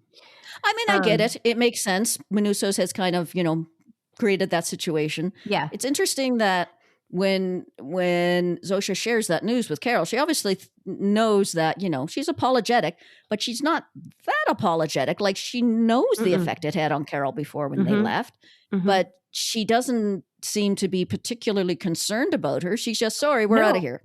And she doesn't even say, you could come with me. You don't have to stay here. I was surprised by that because I thought for sure she was going to say that. Yeah. And then that would make sense, wouldn't it? It would have made sense. And I think also it would have made Carol's decision make more sense. Like, as it stands, her decision just feels kind of desperate and pathetic. And I mean, I know it's supposed to, but like, it's just, it would have been, and maybe Zosha just, I have to just tell myself at the end of the day, Zosha really just doesn't care. Like I don't want to say that she doesn't care because obviously she cares about Carol, but like, I don't know how to articulate the fact that, like, to her, it's like, whatever, I can go do my hive business and I'll be just as happy as I would be if I were here playing your girlfriend. Because I think that's legitimately the truth. She's going to take off in that car, go do what they need, and she's going to be just fine. Yeah. She's not going to be moping and missing Carol. Nope. She's going to be just fine. And like no more than Rick or any other hive member would be. They all feel exactly the same about leaving Carol behind. Right. And same with Manussos. They're like, well, we miss you, but not enough to come back. You know what I mean? Yeah. It's exactly like that. And again, there should have been so many wake-up calls that Carol experienced on this particular evening that she was not ready to hear and not ready to get to. And Zosha's done a lot to manipulate her and get her to this point. And it's definitely, it was very tough for me to watch, to see, like you say, to see Carol leaving in a way that it just seems like an act of desperation and a little sad and pathetic. Yeah. And, I don't like to see my Carol like that. That's not my Carol. But sometimes we're not perfect people, and sometimes we make bad decisions because we're in a bad place. And I think Zosha was very emotionally dependent on Zosha at this point, and couldn't imagine. I think she just couldn't even imagine functioning without her. She just lost her wife like a few months ago or a couple months ago, however long it's been. Like, I think it's just too hard for her to fathom losing another person that she cares about. Yeah, she just couldn't go through that again. Yeah. And I feel like when she drove away there, she didn't look particularly like, I'm going to find my woman with like determination. It was more like, I'm just tired and I have no choice. And this is just something I have to do. This is all I know how to do. I don't know how to help you, Manussos, because I'm not that person anymore. Like I've changed. Like I feel like it does feel kind of more like resignation than determination. I would agree with that. Exactly. Yeah. I did love this little shot though when she opens the trunk and Manussos is in the trunk. Wasn't that great? I love the fact that his arms are crossed, and you just know he was in that position the whole time he was in the trunk. Right. What can you? Okay. Explain to me how he got in the trunk. When did she put him in the trunk? How did this all come to be? Okay, so this is my guess is that when she came with the shotgun, she split up whatever he was doing to Rick. Rick went on his way, and Carol didn't trust Manussos, I guess, at that point. And so she wanted to put him somewhere where he couldn't cause trouble. And for whatever reason, the trunk of her car was the first thing she thought of. And that's why she popped him into the trunk temporarily, mostly to keep Zosha safe until she could get her out of there. That's my understanding. So she probably, pointed the gun at him and walked him over to the trunk. That's my guess. Held him at gunpoint. Okay. Pretty much. Held him at gunpoint. Because we didn't see that all occur. And so every time I watched it, I was like, wait, how did he get in the trunk? She must have put him in there, but I don't, but like, it makes it all the funnier when she says to Zosha, she's like, where's Manussos? She's like, he's fine. He's fine. Yeah. I was a little worried about him at that point. I'm like, what have you done with him? I'm glad to see he was okay, but the look on his face and his crossed arms, absolute perfection. Loved it. I do think, though, that I thought this was the best moment of communication on Manusso's end since he arrived. Yeah. When he says to her that, so what that they left? Like, now I know more. Now the work begins. Like, now we can work on this. We have somewhere to start. Like, and I think he's right. Like, I think they do have somewhere to start. Yeah. And I really want to know what he learned, because he obviously did learn something, and I can't wait to find out what it is. Yeah. And then, he's got the money line. Carol Sturka, do you want to save the world or get the girl? And I think in this moment, obviously, okay, first of all, only a Vince Gilligan show would have the title be The Girl of the World and have her make both choices in the same episode. Within not a very long period of time, actually, within the episode. Because in this moment, I just remember I was very disappointed in Carol. Yeah, me too. But at the same time, I got it. Like, I thought she was being kind of stupid, but at the same time, I was just like, I kind of get how love makes you stupid. Love does make us all stupid, doesn't it? It does. And I think Manousos, knows that too, particularly, I think, with the context, because he doesn't try very hard. Yeah, I think he gets it. Yeah, I think part of him maybe knows he's smart. Part of him maybe knows this isn't sustainable and that maybe she'll be back. Yeah, maybe. I wonder. Yeah, maybe he was, thinking, oh, well, we'll see what happens. And I think he probably thinks, I've been on my own this long. I can continue. I can keep going. I don't need her. Not like this. Not if she's one of them, basically. Exactly. Yeah. So I think it was his last ditch attempt to kind of snap her out of it, maybe get her back to the Carol Sturka that he originally saw in the video. Good luck and Godspeed. Yes, good luck and Godspeed. What happened to that? I love the fact that every time he says her name, it's always Carol Sturka. That's just very charming to me for some reason. I hope he keeps doing that indefinitely. But he seems, I think he gets it. He gets where Carol's at. He gets that. Yep, this girl's in love, and there ain't nothing I can do about it. I think he is a smart guy. He sees what's happening. And I think I was very disappointed with Carol's choice too. Very disappointed. Even like throughout the episode, even after the episode ended, I'm like, fuck, why? But then the more I thought about it, the more I realized she had reasons for what we do. As my husband says, we must extend her some grace. And indeed we must. And also, I also realized that to Carol, it wasn't the girl or the world. She had no real reason to think that the world could be saved at that point, or that Manousos was necessarily going to make that big a difference. Yeah, I think she has well and truly being dramatic.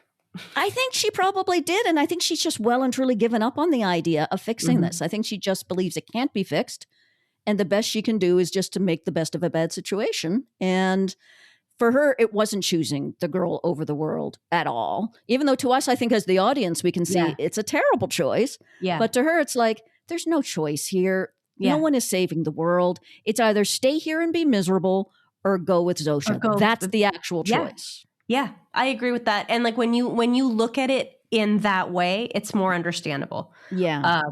Again, I'm never going to think it was the right choice. No, but at the same time, not. I think she had to get to where she gets at the end of the episode. Yeah, absolutely. I mean, it was really tough for me to see her do this, but I'm glad she did by the end. Yeah. It was good. And you know what? It also made me think of the song over the end credits of the previous episode 8, which is by a group called Traffic Noise. And the song goes, I've been trying so hard to make it on my own, but life is too short. And that's exactly, I think, what Carol is feeling here. So I think that song was like quite prescient as to what would happen in this episode.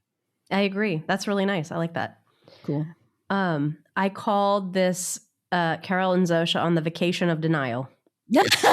I called it the Love Bomb Tour. So it can be both of those. Absolutely. That's totally what it is too. And I also weirdly, like, I think she knows that she's kind of in denial. Like, I think she's aware that like she can fake it till she makes it. Like, I feel like that's kind of how she's thinking. I think it's less really about being happy with Zosha and just trying out being happy. Like trying out, can this work?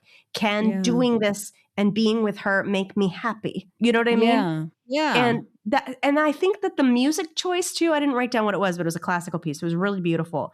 A really interesting choice because you're seeing them on these beautiful locations, having, a really nice time. Carol looks like she's genuinely happy. Zosha looks like she always does. And It does indeed. The music is just, it's kind of sad. Like it's kind of melancholy. You know what I mean?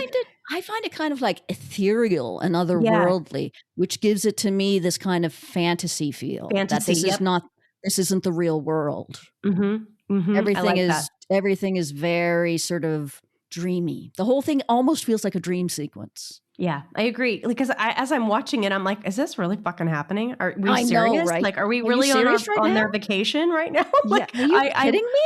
Yeah, I didn't quite believe it. And then I thought about what we were talking about several episodes ago when we said that we thought Carol and Helen were definitely travelers. That this is something that she enjoys, or at least she's tried to enjoy in the past.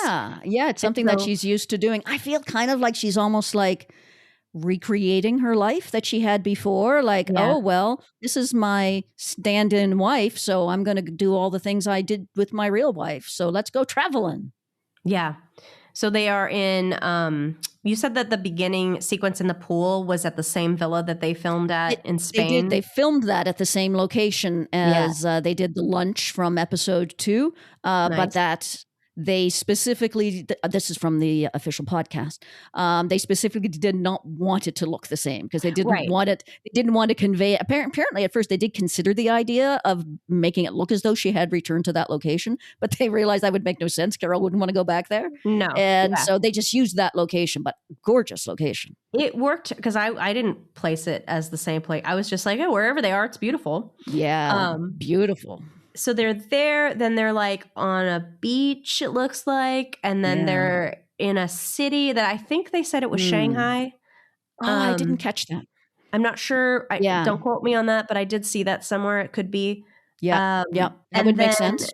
Yeah, and then there was this really cool, very Vince Gilligan-esque transition from the teacup to the ski lift wheel, which I thought was like all of the transitions were really cool actually, because the even from from the ocean and the sand to the bubble bath and the tray with the tea on it, that transition was really cool. Throughout the sequence, chef's kiss all the way.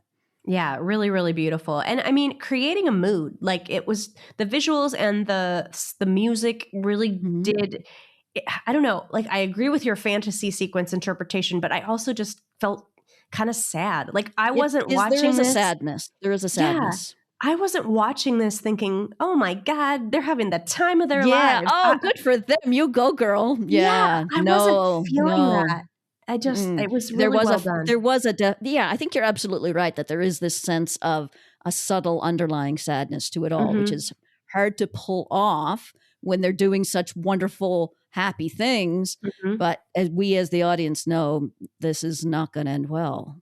Yeah. Again, it just goes to the question of what is real happiness? What does that mean? And you could be doing the most amazing things. You could be in the most amazing mountains or on the most beautiful beaches, and something's missing, you know? Yeah. What is, can you just be happy in the moment based on the temporary stimuli that you're surrounded with? Or does that happiness have to be based on something real? Right. I mean, and that makes me think of how the Hive define happy. Like, are they happy because they have all these chemicals coursing through their veins that are making them think they're happy? Yeah. Like, what is happening? I'm sure. That sounds exactly right to me. I mean, it was interesting that they had the conversation about how chemicals make you feel happy. Yeah. Because I think that's exactly what's going on with the Hive. And I think that could very much be it. And it's part of happiness is like, can you fake your way into feeling happy from the feeling of chemicals, from the feeling of an imaginary relationship that you know in your heart is not real? You can fake your way to happiness. You can feel it, at least temporarily. And if you are happy, quote unquote happy, does it matter if it's real? That's the real question too. That's a really good question Carol as well. And with the Hive. So absolutely. Like, could Carol have kept going like this indefinitely? Would it have hurt anyone if she had? Who knows? And all really interesting questions. And then to compare that with the happiness she had with Helen, which was much more complicated and much more imperfect, but based on something much more real and lasting. And those are all interesting questions to sort of get into. Right. I noticed right away when they went into the ski lodge that there was a bar that was just absolutely stocked with booze. So did I, right? That's Okay, right in the caught foreground that? of the opening Yeah. shot, right? As soon as I said the same thing first time I watched it, even I'm like, oh yeah, all the booze that Carol could want. Yeah. And I compared that with Zosha basically providing her with this perfect life, anything she could possibly want, no resistance whatsoever to Helen, her partner of many, many years, who cared deeply about her specifically and her very specific weaknesses, and did what she could to protect her. Yeah. And I just thought that was such a cool thing to put here while having that little bit earlier in the episode. So cool. And just the concept of love is not about meeting every need that your partner has, not giving them everything they want. Sometimes you have to do something for them that they don't want you to do. That can be love as well. And it's very interesting the way that they illustrated that. And here's this special drink I've made for you. Looking at that drink, I've never had a hot toddy, but it kind of looks like one to me. So I'm thinking, I mean, Zosha's just giving her more booze. Yeah. And it just, it's interesting when we were talking about in episode 8, when our discussions about Charm Offensive, and how we both agreed that they were dealing with the tension between the two of them really well, the sexual tension, how it built up really nicely. I kind of feel like I have to walk that back again semantically, because I'm not saying it was unearned. It's definitely earned, but I'm just saying there was no tension because this was a foregone conclusion. Zosha was handed to her. She was basically created for her and hand delivered to her doorstep. This perfect person. Everything about her was what Carol would have wanted. It's this drama-free relationship. I'm going to serve all of your needs. We're never going to fight. We're never going to argue. There's nothing complex about it whatsoever. Anyone, I think, on the face would be like, that would be great. That sounds great. But then after a while, you're just like, what is this? Like, how can't you just be real with me? Like, if it's always great, if everything's always wonderful, how am I even going to know that it's wonderful anymore? Yeah. How can you even tell? You'd almost start to get a little too used to it, and it wouldn't mean anything. It stops me. Like, remember how we said, like, if it means everything, it means nothing. Exactly. That's just, You can't feel happy unless you feel sad sometimes. Exactly. So and also one of the things that after having watched the episode that made me feel a little better about what Carol's choices were is I did kind of realize this didn't go on for too long. This relationship with Zosha, the Love Bomb World Tour, I think probably only went on for like a week or two, maybe. It's about 2 weeks. Yeah. And prior to that, I don't think their relationship had been going on that long.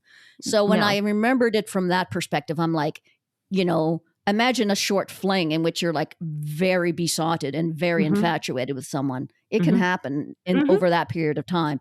And would it have been sustainable? Who knows?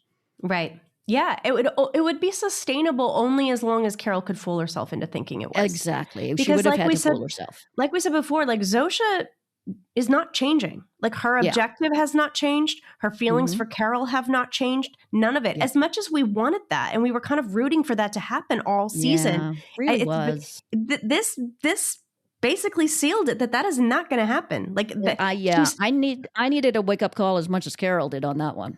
Yeah, I mean, nothing is bringing old Zosha back except an actual reversal of this. It's like, it's not like time spent with Carol is going to pull it out of her. It's not going to happen. If it hasn't happened now, it's not happening. If this didn't do it, nothing will. And there's just no sign of it. She's still 100% with the Hive and 100% convinced that theirs is the only way. It was a disappointment to me, I have to say. I was hoping that we would see a different journey for Zosha. Maybe someday we will, but that's certainly not the journey this season. I was disappointed, but not surprised. I will say that. Fair enough. But this is interesting because, of course, Carol brings up the X conversation, which we already now know this isn't leading anywhere good. But yeah, exactly. I find it interesting that conversation starts with Zosha being quite insistent that Carol tell her what she's thinking. You seem pretty quiet. What you thinking? That just made me feel so much like this is exactly how cults operate. They never let you have time alone. They never let you think things through on your own. And it makes me wonder during the Love Bomb World Tour if Carol was ever left alone during that whole period. If Zosha stayed with her, stayed on her, stay with me. Tell me what you're thinking. Don't think about anything. Don't think about whether this is real or not. I'm just going to keep influencing you constantly. That's a really good point. I didn't think about it that way from the cult perspective, but you're so right. Like, I also think of it too as like Zosha is just actually stimulated by learning things from Carol that are new. Yeah, that could be. That's another element of it. That's a more sort of a nicer way of thinking of it. Yeah. I mean, but again, it's probably both. It's probably both. It could well be both. Carol's very careful asking the question about Zosha's prior partner. She is. Like no gender is brought up and none is offered by Zosha. It seems kind of like this unspoken agreement that we're not going to talk about that. Yeah. Again, that might smash the mirror might crack at that point. Exactly. I mean, we see the cracks, but that might smash it altogether. Right. The illusion of this. Yeah. But she's like, Carol is then forced to admit that I don't think I'm good at feeling good, because it's like, it does seem like they were having a perfect moment and she kind of quote unquote ruined it with like these annoying questions about your past. Yeah. Which I think was actually I thought that was an okay thing to bring up. I mean, it wasn't like it was their first date or something. At some point she's going to wonder this. It's okay to ask that, I think. Yeah, I agree. And it makes me think too that like current Zosha, she also says like your first version. Does she say the first version or the first Zosha pre the joining? She says something like that. Something like that. And the fact that Zosha is aware of what that means and can recall that memory readily, it again makes me think that like these people are not sleepwalking. As I have said before, they're not. They're not. I have to continue to bring this up because of the consent issue that I think I keep seeing people bringing up the idea of consent, the idea that the old Zosha wouldn't consent to that. And I'm reformulating my mind on this because I want to make it think, okay, the old Zosha is still in there. She's just changed. So the old Zosha is consenting, if that makes sense. Yeah, I don't know. That's a really tough one for me because the new Zosha doesn't have the same mentality that the old Zosha has or had. She operates on a totally new level. But you could say that about completely a cult member. Different. Absolutely, and cult members also are incapable of consent, I would argue. And I think that wait. Like being in a cult, you then can't have sex with someone because you're not consenting? I think that it would be questionable. I'm not saying that it's, I think because you've been brainwashed. I probably put that a bit too strongly, but I think, you've been brainwashed and you're not thinking clearly. And I guess I would just say, to use the AO3 fanfic term, it's dubcon. It's dubious consent more than non-consent. It's still a complicated question. Yeah, I would agree with that completely. And I'm not saying that like this is, I mean, I think about Diabate too. And I'm like, I can't in good conscience say that any of those women are fully consenting because would they have done that before? Probably not. But, I don't understand enough about how it feels to be a hive person to adequately answer that question definitively either way, if that makes sense. Exactly right. We don't know how they think. We don't know what their mentality is or what their psychology is. We do know that they can't really say no to most things, although they do sort of lawyer the way out of a lot of things as well. So, but they say that, but according to them, that's by their choice. You know what I mean? So it's real easy for us on the outside to be like, oh my God, they're brainwashed. They can't consent to anything. But like, how does it feel to be them? We don't know. Yeah, so it's very complicated. It's very complicated. Very complicated. I don't know how to feel about it, to be honest. Yeah. But it's very complex, and we've only scratched the surface of what the hive mind are all about and how they function. So I hope we get 20 seasons of it. I would never get tired of learning about them. I'm still curious as to like what we were talking about last episode about if they are having sex with each other, and if they are, what does that look like? And how does that work? Yeah. Is there any kind of like monogamy in the sense that, are there like people that mate sort of for a long period of time, or do people just have sex with different people every day? How does it work? How could you claim that you're as happy as possible if you can't be having orgasms? I want to know that. I mean, honestly, where are the orgasms? I want to know. No orgasms means you're not as happy as you could be. I'm just there can always be more happy chemicals. Let's just put it that way. That's your key to the happiest of the happy chemicals. I did think it's interesting though when they're talking about the chemicals here. Good segue there, Jen. I like it. Thanks. Zosha brings up the fun fact about the zebrafish which is the fun fact about the electromagnetic fields that they were developing empathy or something like millions of years ago or something. Very interesting to mention empathy in particular. Because I think that the hive is lacking in empathy because they can't feel what other people are feeling. That's interesting. Well, they can feel what each other are feeling, but they can't. Very much. They're all empathy for each other, but just not with for Carol. I don't think they can. I agree with that. But it is interesting that she brings up that there's like a scientific basis to this. I just thought that was an interesting thing. Very interesting. Was that fun fact definitely had there was a point from sort of a narrative point of view to hear that. Yeah. Made me sad to hear the fun fact because I used to love Zosha's fun facts and now I can't anymore because Zosha has become tainted to me. I know. I'm sorry, Jen. I'm just like Carol that way. Yeah, it's okay. Well, you went through a journey too. I did. I really did. Season. Totally. But this is where everything takes a little turn. Carol says, I keep thinking it's going to go away, the happiness, but then it doesn't. And I don't want it to. She's liking what's happening. Yeah. But again, when something really good's happening, you're worried about losing it. Like she lost it with Helen. She lost it once with Zosha. She could lose it again. She's worried. And then Zosha says, again, not reading the room. Zosha. Not reading the room. And it only gets better. And this is the kind of thing where I think it's not necessarily manipulation because she's not tricking Carol into doing something. And I feel like there has to be an element of trickery for it to be manipulation. She's genuinely trying to persuade her, to convince her. And she has not given up. Not one bit. No. And it's just, I keep thinking about the face that Carol has when she realizes that, she's going on about the joining again. She's going on about it again. She brought that up. It's almost like this hasn't been brought up all vacation. And now it's I don't think it has. Maybe even since they first slept together. Maybe this hasn't come up. I have a feeling it hasn't. I think that Carol thought that the game had changed and that her relationship with Zosha had changed their whole interactions and that their relationship was special and different now. And the whole joining thing is just not a thing anymore. We're just going to be girlfriends and that's it.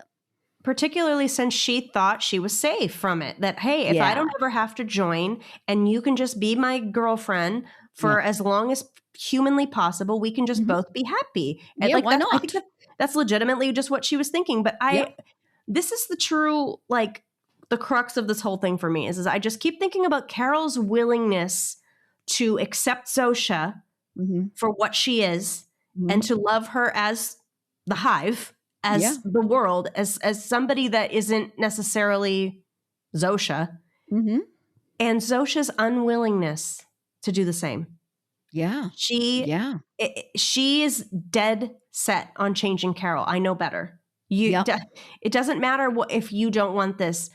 I just find this whole thing about what is genuine love, because it's funny, Carolina Vidra in interviews, she's been all over the place, but she says that I think Zosha does love Carol. It's genuine love.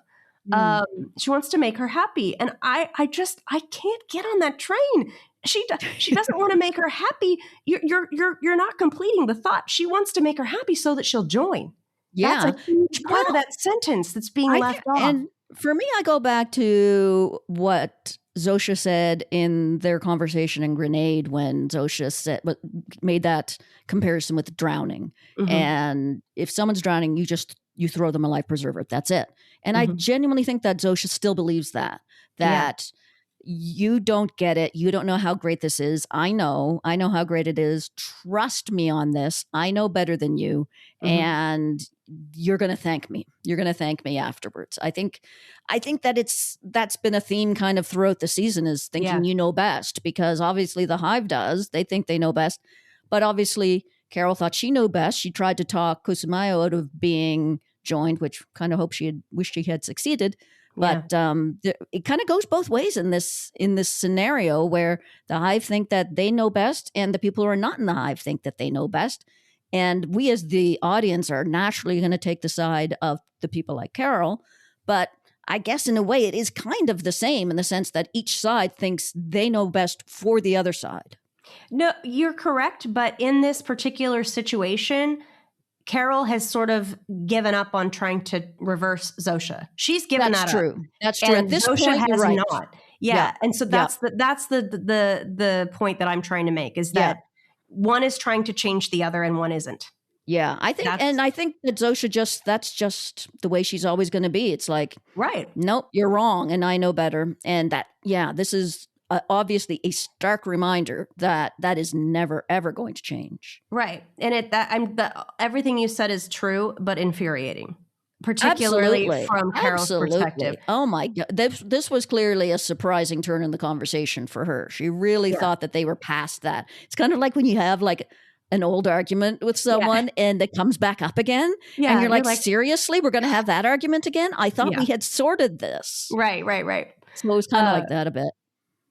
This whole scene, though, I think Carolina did a really good job. She kind of freaked me out here a little bit with the way that her face kind of changes when Carol starts to sort of clock the idea that they have access to her eggs. And they can now convert her without her consent. Oh my God. Which is a terrifying realization. How lawyerly was that conversation from Zosha, the way that she was trying to talk her way around what Carol was asking.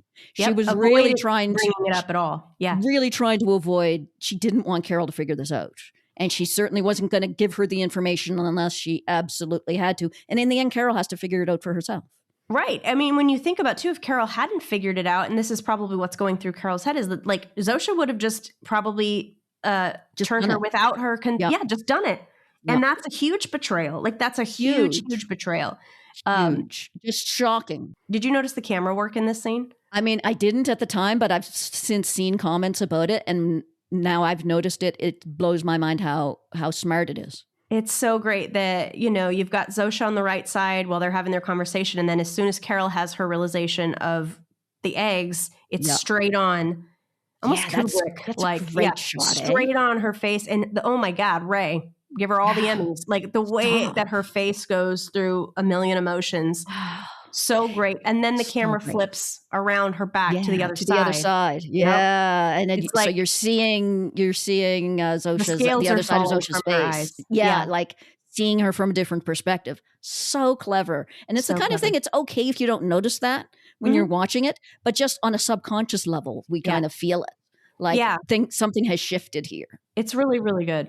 It's so well done. And the look on Ray's face and Carol's face when she realizes it. And I am really glad that she realizes it rather than having to be told. It's like finally Carol wakes up. Yeah. And it's interesting to me that I think like the first emotion that we see from her is not like anger or distress. It's like heartbreak. It's heartbreak. It's sadness. It's how are we here? How are we back here? Yeah. It's about the relationship and with Zosha first and foremost, I think. It's like, I can't believe you've done this to me and I can't believe this is happening. And how could you do this to me?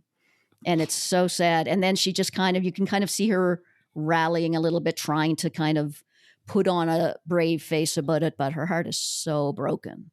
Yeah. Like irrevocably broken here and never to go back to the way things were. It's never going to go back. And she tells her then that Kusamayu just joined us, which Carol doesn't even get to have a proper reaction to, but she's reacting to. I'm thinking about the and then there were none book. Yeah. Thinking about that. And then the news is that she has maybe a month, 2 or 3 at the most. Wow. And again, Zosha's like, hopefully no more than 2 or 3, as though like thrilled. This is so great. And she still can't seem to understand that. That's not good news for Carol. Again, yet again, it's just the lack of emotional intelligence is astounding here. Like, really, it's like they're incapable of acting ashamed or awkward or anything like that. It's like, no, this is great. Of course it's great. What? Yeah. even though I see that look on your face and you look real upset, pay no mind to that. It's gonna be great. Fine. Yeah. It's great. Just a complete lack of understanding, just not getting it, not feeling what the other So person's feeling, and not being frustrating. capable of grasping what someone else might be feeling, and that it might be different from you, and that you can continue on in your weird little monologue, but that is not going to be well received. She just doesn't see it. Yeah. Nope. And then this is the, as I say earlier, the kiss of death, but this is the double kiss of death. When Carol says, if you loved me, you wouldn't do this. Yeah. And then Zosha says to her, Carol, please understand we have to do this because we love you. Yeah. Now, because Carol, I love you. Because I love you. She pulls out the I love you at the very end there as her kind of like her ace up her sleeve kind of thing. I didn't even hear that, Jen, because all I was thinking and all I saw on Ray's face, Carol's face, was this is exactly what her parents said to her when they took her to conversion. So true. So true. Yeah, absolutely. And look what happened there. I mean, you know what I mean? It's just the worst. It's the worst kind of betrayal that she could possibly feel in this moment. Absolutely. I mean, Carol carries the scars of that experience so deeply. And the idea that this person who at this point in her life is the person she trusts the most in the world would make this decision for her and force her into something that she doesn't want, all in the name of supposed love, is, the absolute worst thing that can happen to her. Worst thing. I wanted to mention that this whole premise of the Carol and Zosha relationship, starting with, the end of episode 7 up to now, very much brought to mind an episode of The Twilight Zone that's called The Lonely. Have you heard of this episode? I don't think so. Tell me about it. Well, this guy, he's basically banished to this other planet because he was a criminal or something. And like, this is how they punish them, is they put him in this isolated environment and just leave them there. Right. At a certain point, I don't remember if they realize that that's too cruel or whatever. They bring him in a crate. Ironically, there's so many little parallels. A robot woman, like a companion, right? Okay. And her name is Alicia, which is also kind of similar to Zosha. And he at first is just kind of very, very resistant. You're not a human, you're not a person, whatever. But then when forced to interact and be in this isolation with just this other person, quote unquote, to be with, he falls into it. He falls into the illusion and treats her like a person. And there's a whole thing where they play games. They go stargazing. Anyway, I'm bringing these up because these are clear parallels. I'm pretty sure that like Vince had this on his mind when he came up with this. Very much so. And then at the end, they finally come to take him back, and they said, you can only take like 15 pounds on with you. And he's like, but what about Alicia? And they're like, that's not a person. That's a robot. And he's like, no, she's a person. She's a person. And he's so convinced that they actually have to shoot her in the face. And you see her face like with the wires coming out. Oh my God. And then in that moment, it's like, it's the moment that, like you said, the illusion shatters. And I feel like in a much less aggressive way, this is kind of what happened here for Carol. Like, she's never gonna look, I don't think she can look at Zosha the same way again after this. I don't think she can. I'm not saying Zosha's not going to be present in the future, because I think she will be, but not in the same way. I don't think she can ever see her the same way. I think the look on Carol's face as she's getting out of the helicopter says, this breaks my heart, but I'm very done with you at the same time. And like, I can't believe I fell for this to a certain extent. And in a way, I mean, as much as I hated watching Carol doing these things that I thought were not good ideas, having looked back on it and having her see her get herself out of that, makes me feel like she's made herself stronger, and she's almost like bulletproof, I hope, in a way, against the hive now. I hope that maybe she'll be a lot harder to seduce in the future. And she's going to be that much more clear-headed in the future, that she's gone through this and she's gone as deep as she can go with the hive and has seen the reality and clawed her way back out again. And I think that as much as I was disappointed with some of her choices, I have to applaud her ability to get out of it in the end. Yeah. I mean, the journey Carol went on, the arc of this season is so great to me. I feel like she had to be brought to this place because she was susceptible to it. She was clearly susceptible to it. Like in the first couple episodes, we were like, no way, no how this girl is, she's obsessed. She's going to be falling into not this. Falling for this. Yeah. And sure enough, like you break someone, you can get them to fall for anything. And I mean, she's not falling for this again. I just really don't think that's happening. And I mean, she's going to be in a better headspace with Manusas for sure at this point. She is. She has an ally now. Not personally, but she has an ally. And I think that's going to mean the world to her once they get over a few of their differences. It's going to be she's going to be in a very different place when she moves forward. You were with her atom bomb. Yes. The atom bomb. We have to talk about the atom bomb. Let's talk about that in a minute. But real quick, I wanted to go back to what you said about the look she gives her in the helicopter. I agree with everything you said, but I wrote also, it's not, I'm sad I'm leaving you. It's, I'm sad you can't love me the way that I need to be loved. Yeah, I think you're right. Because I think that she always will love Zosha. I think Carol had genuine love for her. I think she found herself able to love her. But realized, as we said, that there's no way that can be reciprocated. It just can't. And I mean, I bet Zosha would if she could, but she can't. Yeah. No, I think you're absolutely right. And I think, I don't think Carol stopped loving Zosha, and I'm not sure she will anytime soon, because love is an emotion that's not easily regulated. But yeah, she does understand profoundly now that Zosha will never change and will never love her in the way that she wants to be loved and deserves to be loved. Right. And the way that somebody who is not part of the hive needs to be loved. Zosha doesn't understand that because she has all the love she needs. She doesn't need Carol. She doesn't. Yeah, that's right. What broke my heart too is that you don't see Zosha in the helicopter for a reason, because we know exactly what Zosha is doing in the helicopter. She's flying off to her next task. She's drinking people. She's great. You know what I mean? Like they do a good job of having her give Carol a look of kind of, I'm sorry this couldn't work out. Like, and that's what the look is to me. Not like, oh, well, bummer. Kind of just like, I'm real sorry that we couldn't get you to join. Like, I was working That's real it hard. more than anything. Yeah, it wasn't the look of, I'm sorry that our relationship is ending. It's not so much that. I broke your heart. Yeah. Like, how could anyone be happy knowing that they've done that to someone? No, like, really. I guess it's just like, oh, well, Carol just doesn't want to be saved. Not yet, at least, but, maybe someday. Yeah. And I think you're right that the look is more, I'm just sad that you're not joining us, that I failed in my desire to convince you to join us. That's my only reason for existence. I'm the only reason I've been here the whole time, and I failed, and I'm sorry for you that you don't get it. Yeah.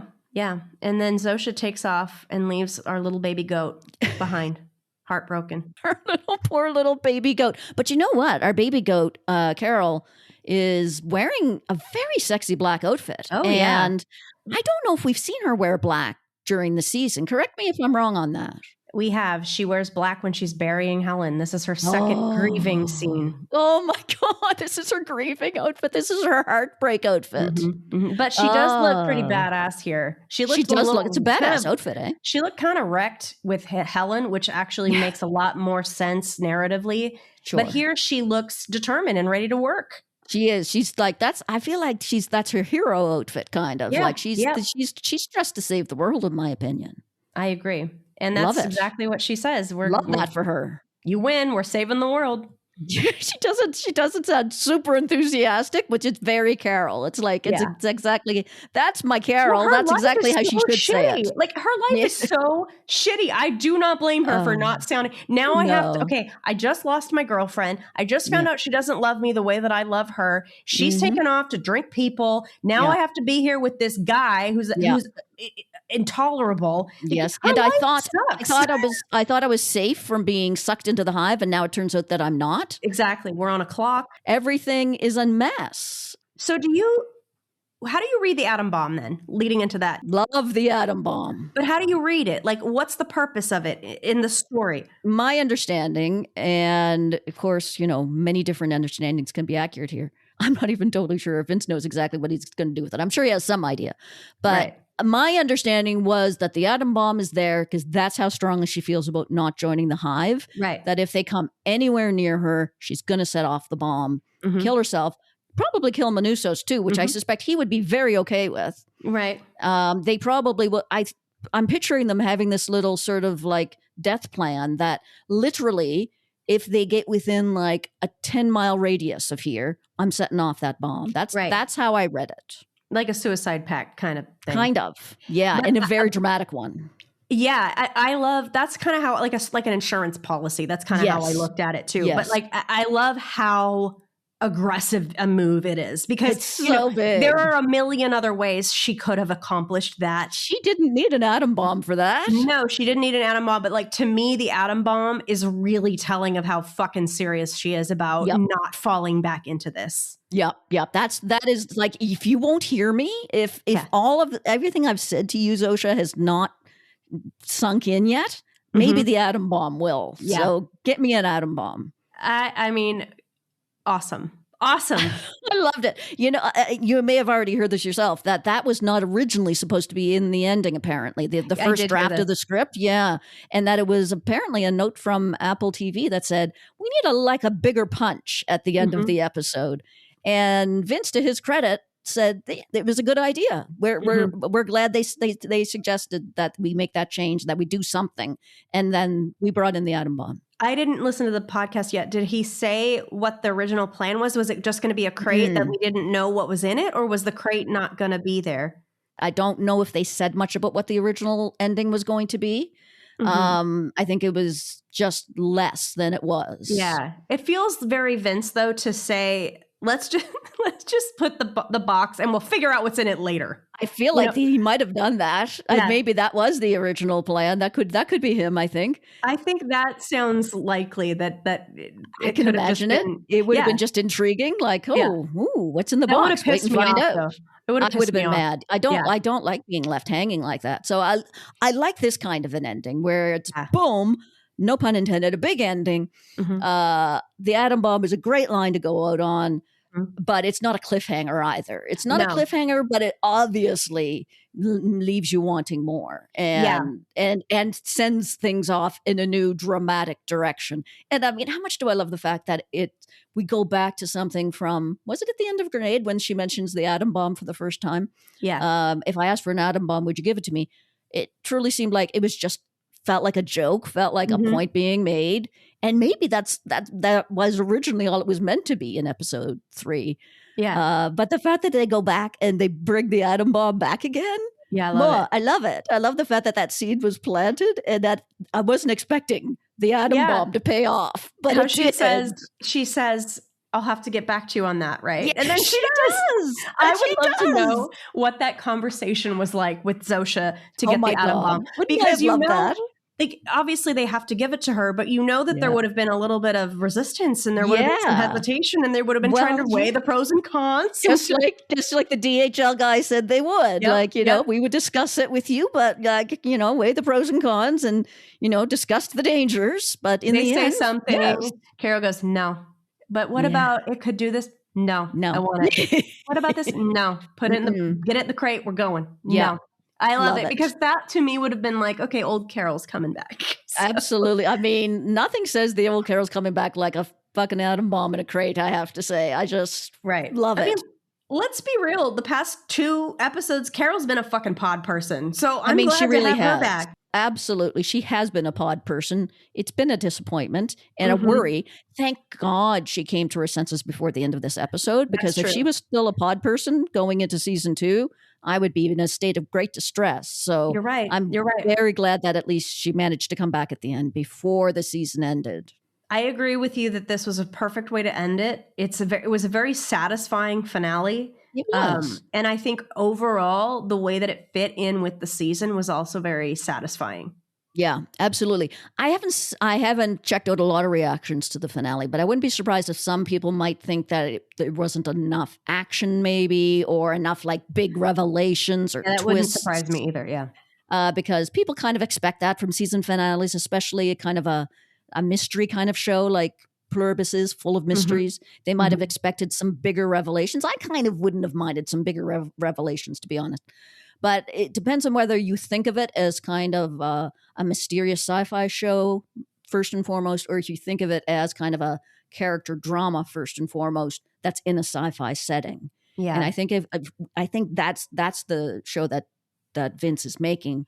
And I think you have to kind of be on board with that kind of a show to enjoy this. Yeah. Like that's the show that I'm watching. After episode 1, that's the show I started watching. Yes. Like, I think episode 1 was kind of more in the realm of what you were talking about. Was, and yeah. we have, but it has to be like, we have to set up the world. We have to lay these things out. And I think literally episode 2, it's a completely different show. And it really is a different show to the end. And I'm on board with it because I'm all about character driven shows. I'm a fan. And it's not a Breaking Bad. It's not a Better Call Saul. It's not going to have these, huge like cartel shootouts. Like, they're not going to do that stuff on this show. You know what I mean? And I think maybe people signed up for that and aren't getting that, and maybe are disappointed they're not getting that. But this is a different show. It's a different kind of show, and that's okay. Yeah. Well, I mean, I another interview with Vince that I was just watching the other day that I'm sure you've seen, where I think what are the words he uses? Something like, "We don't need the whole audience." He gets it. He doesn't care if everyone loves it. He's not trying to please everybody. He just wants to make good work, and he hopes that some people really like it, and they do. Yeah, and they do, and we do. We do. We absolutely do.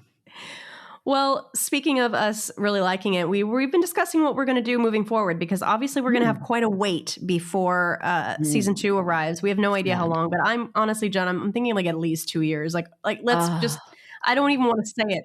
I don't want to think about it. But for now, we don't plan to go anywhere. We're not going to be recording as often because this weekly schedule is really, really trying. But we do plan to, initially, we will be back in 2 weeks with a new episode on January 12th, where we're basically just going to do a season wrap up. Is that what you would call it? Yeah, a little bit of a wrap up. Yeah. And we do plan to continue after that in some form or another. If you guys have suggestions for us or any ideas, please do reach out to us. Let us know at Pluribus Pod. We're on Twitter or Blue Sky, or you can email us at Gmail, pluribuspod@gmail. Yep.